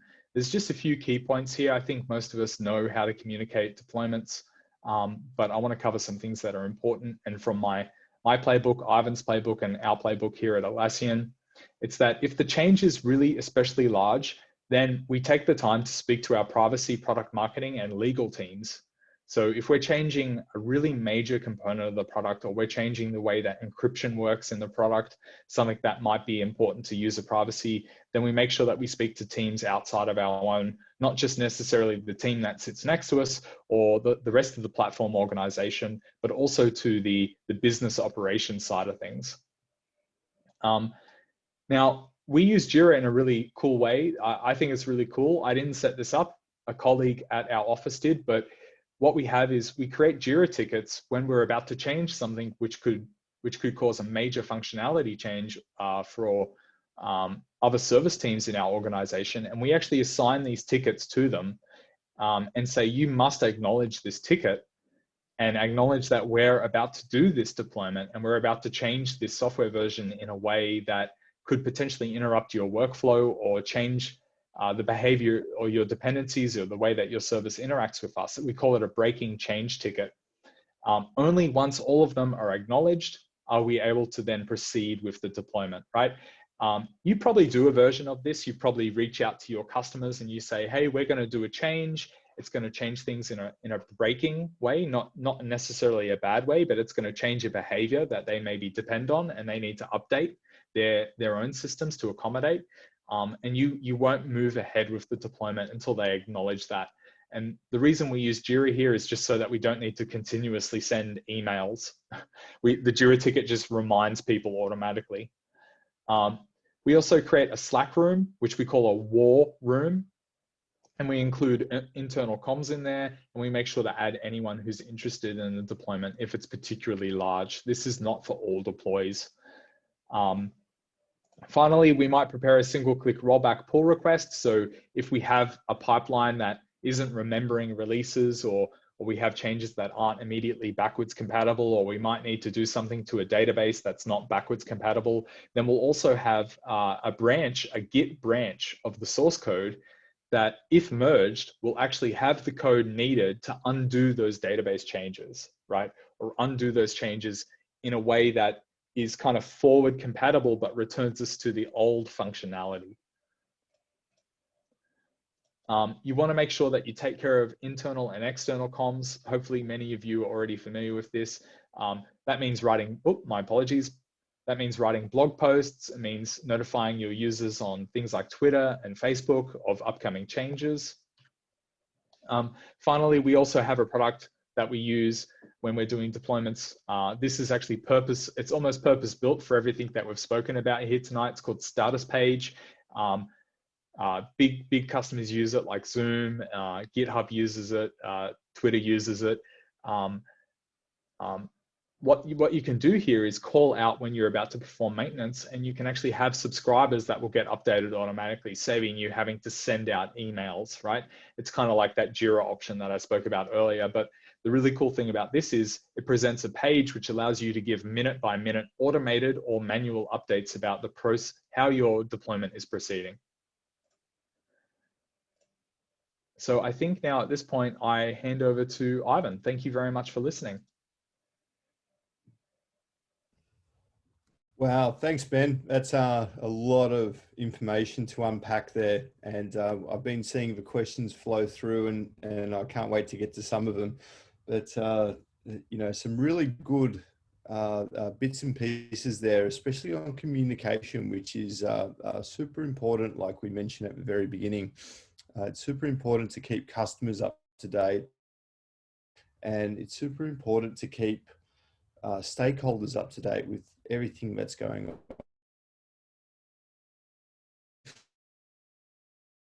It's a bit about putting everything that we do into practice and why it's important. So imagine for a moment you did have a bad deploy that caused customer impact. Now, what would that do to customer trust? Customers wouldn't like that very much, and obviously it would impact them, and it'll impact their ability to do their business. Now, that is inevitably going to burn trust with your organization. You're going to have a loss of transactional sales, lost customers, you know, and missed SLAs, potential data loss, and you know, you're having to scramble everywhere.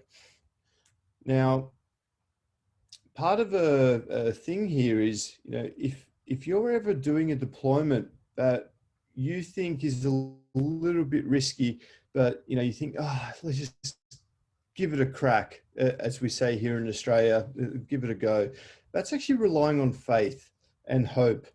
Now, that's something that's not going to go well every single time.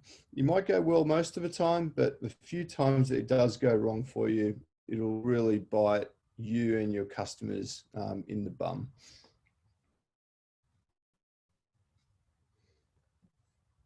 So let's talk a little bit about best intentions, which is a form of faith and hope.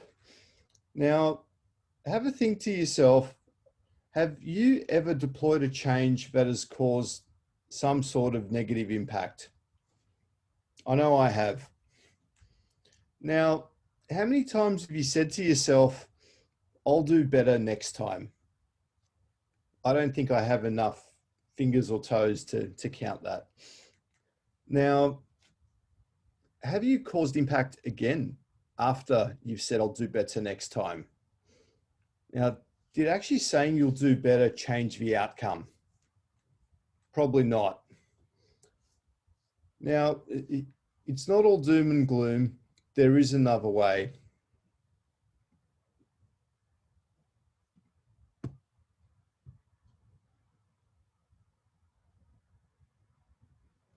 So I'm going to introduce mechanisms to you. And mechanisms are like a system or a process that can be designed to enable doing better. So examples of a mechanism on a manufacturing, it could be found on a manufacturing production line. Ben also introduced a mechanism earlier in the breaking change tickets and the single click rollbacks. They're really good examples of a mechanism, but I'll give you another one. Another example of the end-on chord, the post-incident review, 5 whys, and revolving mechanisms. So Toyota, if you don't know Toyota, I don't know where you are. They're the world's largest car manufacturer. And they invented something called the end-on cord, which is a physical cable that employees on the production line can pull with their hand. And when they pull this end-on cord, the entire production line grinds to a halt. It stops. Now, Toyota has put trust in every single one of its employees on the production line to detect defects and empowered them to halt the entire production line to resolve a defect that they find. Now, imagine yourself working on this production line and how useful this could be. Now, imagine you're on a production line. Your job is to install some headlights on the new Toyota Corolla. And while installing the headlights, you walk around to the side of a car and you notice that a nut is missing from one of the wheels. And it's not part of your job, but what do? Do you call it out? Do you pass it down to the next station because you know that there's a quality check? Like, what do you actually do? Well, in Toyota, employees are expected to pull the end-on cord and stop the entire production line. And what that actually does is that everyone who's on the production line no longer works on their component anymore. They'll actually come over to your station and see how they could help. You might, for example, point out that there's a missing nut on a wheel, and the person who installs the wheels explains that he made a mistake. Now, what do you do with all these people that are standing around looking for some help? I mean, you could put them to good use. You'll probably send some of them to audit all the cars on the production line to find out if there is more than one occurrence. And you also know that you need to get the production line started again, but you need to have some sort of assurance that this is not going to happen again in the short term. So you might install a temporary second visual inspection or two-person verification into your manufacturing process after the wheel installation. And once you've done that, you feel comfortable in restarting your production line. Now, all that said, you're now manufacturing cars again, and that's great, but you've just had an incident. For all intents and purposes, this has been an incident. And you will run a post-incident review, which is a form of another example of a mechanism. Now, different companies have various names for this. Some call it a correction of errors or a COE. Some call it a PIR, post-incident review. But the intent is the same. It's to establish a root cause for the problem and resolve the root cause using a mechanism. As part of the PIR process, you establish a timeline of events that led to the car with the missing nut making it down a production line. And you might use another of a mechanism to find out that the wheel nuts were delivered in batches of 4 instead of 5 required for each wheel. So you also need to solve that problem using a mechanism. And to remediate it, it's pretty simple. You instruct your supply chain to deliver wheel nuts in batches of 5, and you modify your process to check some entire batches, to check some that entire batches are used before moving a car down a production line. Once you've enabled this new mechanism, you could remove that temporary inspection that you added previously. Now, that all sounds great on a production line, but how do you transfer that into software? We are, after all, software developers. You might, once upon a time, have deployed a change that caused impact without properly assessing change risk. For example, a software version upgrade. Once you've caused an impact, your first priority is to remediate the impact, because you need to get customer traffic flowing again. So in order to do that, you also decide to stop all new changes going through. So you pull the end-on cord. You then identify a temporary safety mechanism so that you can get moving again while you figure out a longer-term plan to remediate. You identify the root cause using a post-incident review mechanism. And through using the 5 whys mechanism, you identify a way to solve it mechanistically. You then implement the new mechanism, you test it, and you remove your temporary safety mechanism. And then life goes on as normal. So mechanisms are a great way of taking a best intention and putting it into a process to make sure that it gets done. Now, we've spoken about a lot of things here today.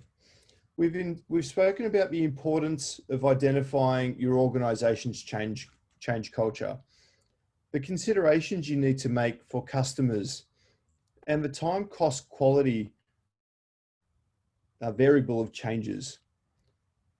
The importance of what your customer needs, being accountable to identify what your customer needs and wants, and the dependencies and ownership of each of your dependencies. Also, the accountability of identifying risks contingencies, scheduling, and celebrating success. Ben's spoken a lot about modern DevOps approaches and the massive ecosystem that's available to support you. He's also spoken about simplified release from source to prod, branch-based workflows, continuous integration and automated testing, and the importance of them. The different environments that you could have from pre-prod, test, development, and staging. And then on to deployment strategies, big bang, blue-green, rolling deployments, canaries, one box, and progressive deployments, and the benefits and disadvantages of some over others for different applications.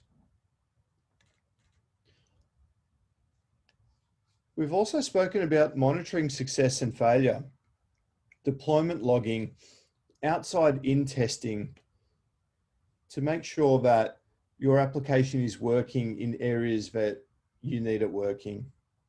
Logging and event dashboards and the power of some tools to find that needle in the haystack. Chat ops and paging capabilities to get humans involved when necessary. He's spoken about recovering from failure and the benefits of automation versus manual recovery. We've also shared with you some of our lessons learned and our communication practices. And finally, we've covered off change risk and mitigation and the difference between saying you'll do better and actually doing it better. So on behalf of Ben and I wanted to say thank you for giving us this opportunity to present our experience with deployment best practices. Please feel free to reach out to us on LinkedIn to ask any follow-ups in the days and weeks that follow this presentation. But for now, I'll hand over to Min, who will ask some of the questions that you've been wanting to hear about. Thank you, Ben and Ivan, for the presentations. So now it is time for us for the Q&A sections. So thank you very much for submitting the question. We have now quite many questions in the list. We will go as many questions as the time allows. So we will extend probably about 15 to 20 minutes to go through this. So the first questions going to Ivan. How often Atlassian deploys the change? Wow, how long is a piece of string? So Atlassian is a large organization. We have about 5,000 people working for us, and not all of them are developers. But if you can imagine our team, for example, which is a team of 7, and we are one of hundreds of teams, we would on average deploy about 20 to 30 changes every week. And if you expand that out to the rest of the organization, the number goes into the thousands.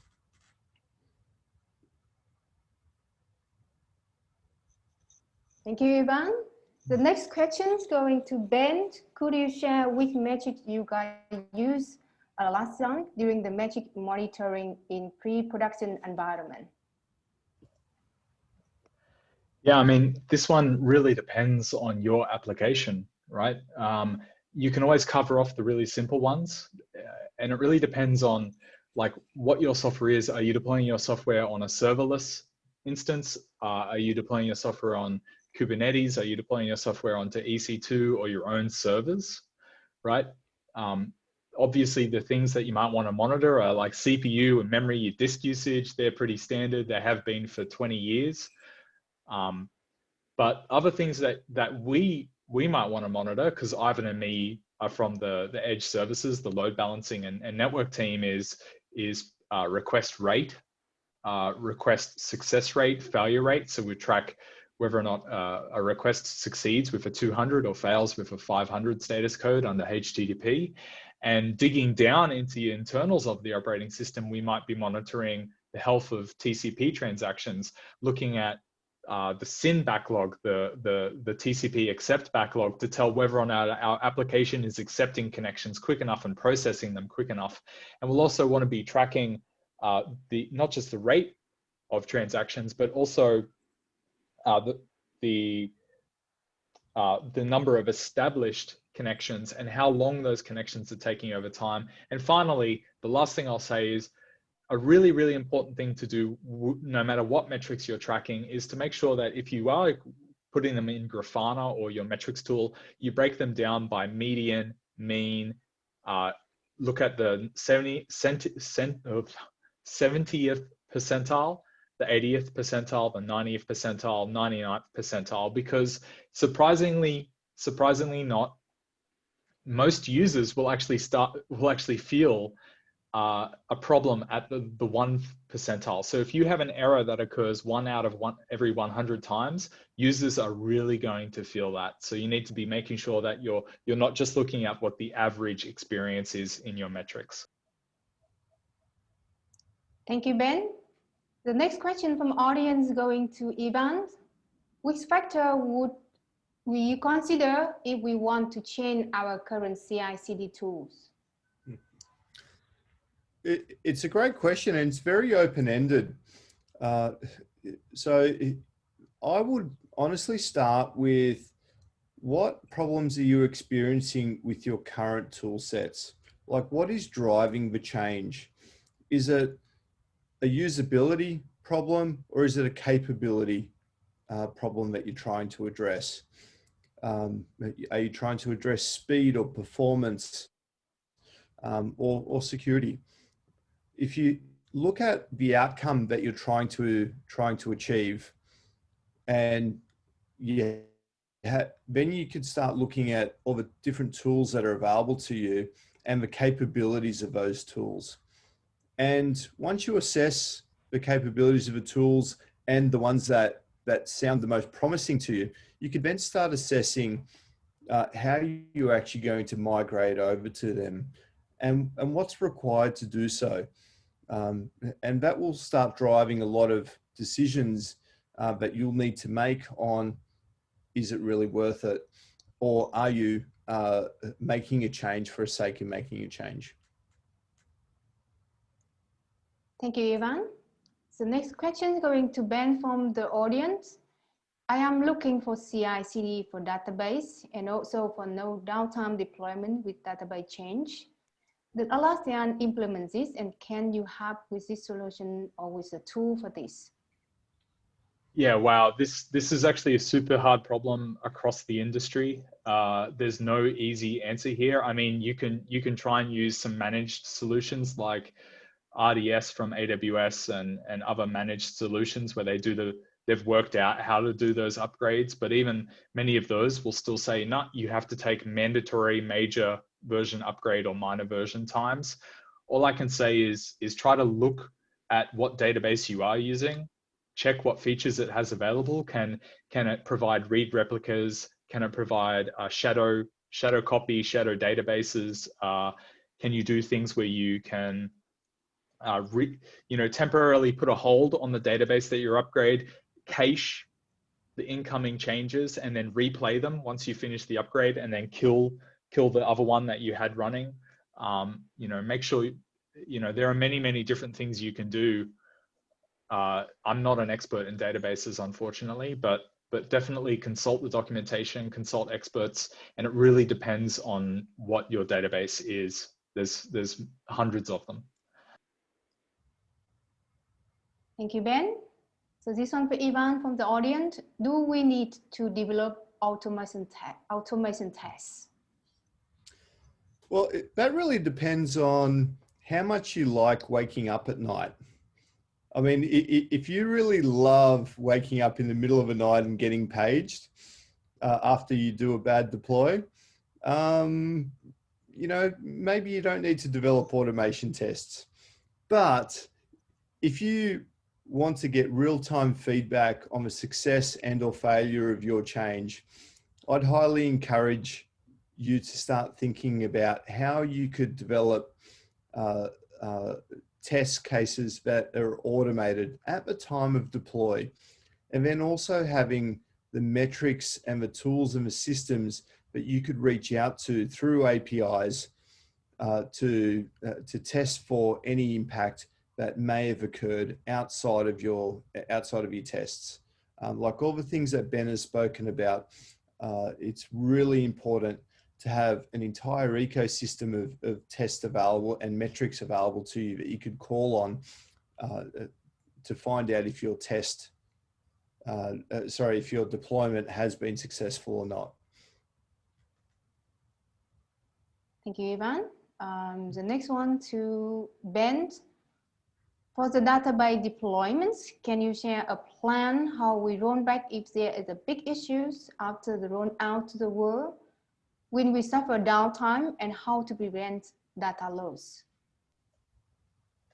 Yeah, I just call back to my answer for the previous question about databases. I'm not a database expert. I come from a network engineering background, but just do make sure that you have things like read replicas, and really the solution here depends on what the capabilities are of your database. Yeah, sometimes you can get reads and write operations replicated to 2 different databases, and if upgrade one, and if there's a problem, within less than a second or 5 seconds, fail over to the other one. The solution depends on, the solution to this depends on the solution that you've chosen for your database. Thank you. The next question still go to you. Which environment will be the same as much as it can with production environments that we are able to control on our environments, not in the customer side? Staging environment or pre-production environments. That environment will have the data from production or not.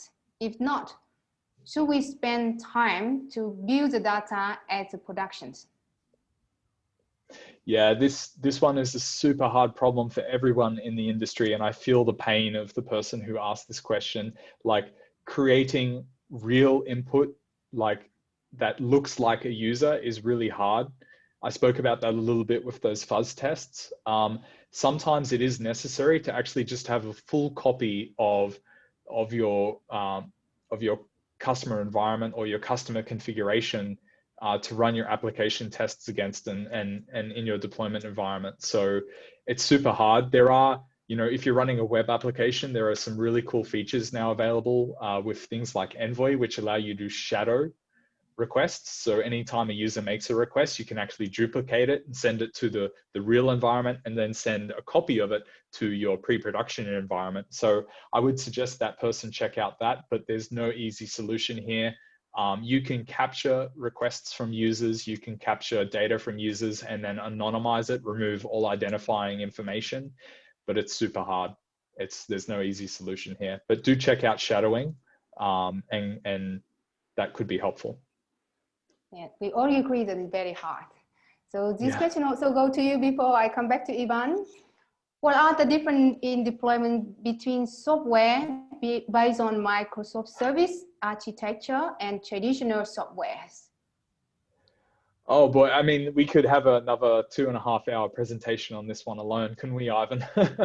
Like, this is a huge question. I think, the entire industry has written books about this. Microservices, generally you have very small services with very small code bases interacting with each other over RESTful protocols, gRPC, WebSockets, maybe other things like that. We are trying to go in that direction. We largely have gone in that direction, but we still have some monolithic applications, even an Atlassian, still written in Java and things like that. I think there are pros and cons to both, honestly. I'm not even in either camp. Microservices are great, but they introduce the problems of debugging. They introduce problems related to around like you producing huge amounts of metrics and logs.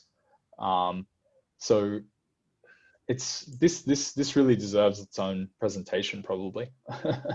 Sorry.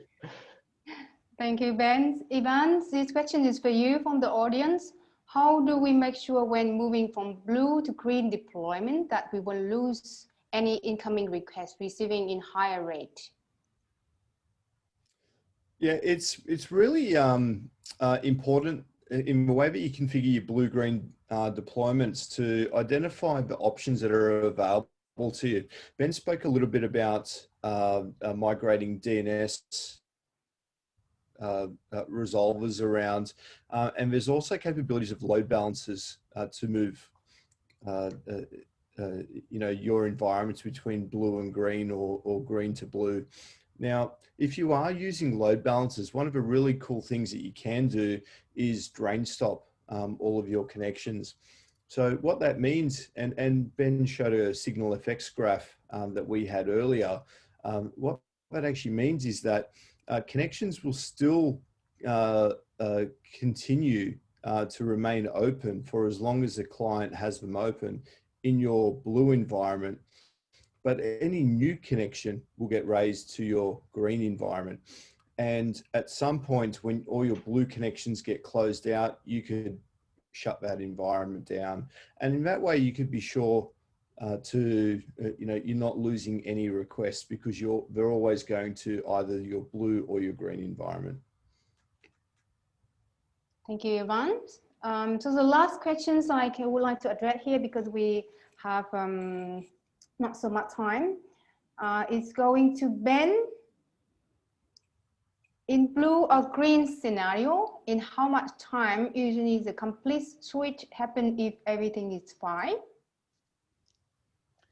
Yeah, I think perhaps what the asker here is asking is, how long do we keep around the old environment if everything's okay? And I did show a graph there where we keep it around for about an hour in some of our infrastructure, but this is entirely up to the service owner. You could tell it to keep it around for 6 hours, and you can tell it to keep it around for 5 minutes. It really depends on what your costs are, what your, one of the things I found is the more often we do deployments, the shorter we need to keep them around, because we get more confidence in our testing suite. So we don't need to spend that money on keeping old environments around for a long time. Okay, thank you, Ben. So it's the last question that we addressed today.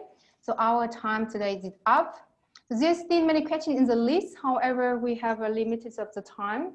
So our AdNovum team will send the question to Ivan and Ben to address it later. In addition to that, with the permissions from Ivan and from Ben, you can always contact them via LinkedIn for any questions further regarding the deployment best practice. Please be reminded that we will send out the survey. After these sections, we take part of the survey. The recording and the slide deck of this section will be publicly available for everyone in our AdNovum YouTube channel on next Monday. And so we will send out to you afterward. On behalf of AdNovum and our organization team, we would like to say thank you again to our speaker, to Ivan and to Ben. Thank you for contributing the knowledge and experience to our engineering community. Thank you for taking time away from the family and from the friends to share with us today. I know it's very late in Sydney, so probably now it's very early for you. So again, thank everyone to participate in this event. We now end these sections. We wish everyone a good night and a good weekend. We're looking forward to seeing you again in our next upcoming events. Thank you very much. Thank you, man. Thank you, Ivan. Thank you. Thank you, everyone. So good night, Ivan and Ben. Good night. Take care. Take care. Bye. Speak soon.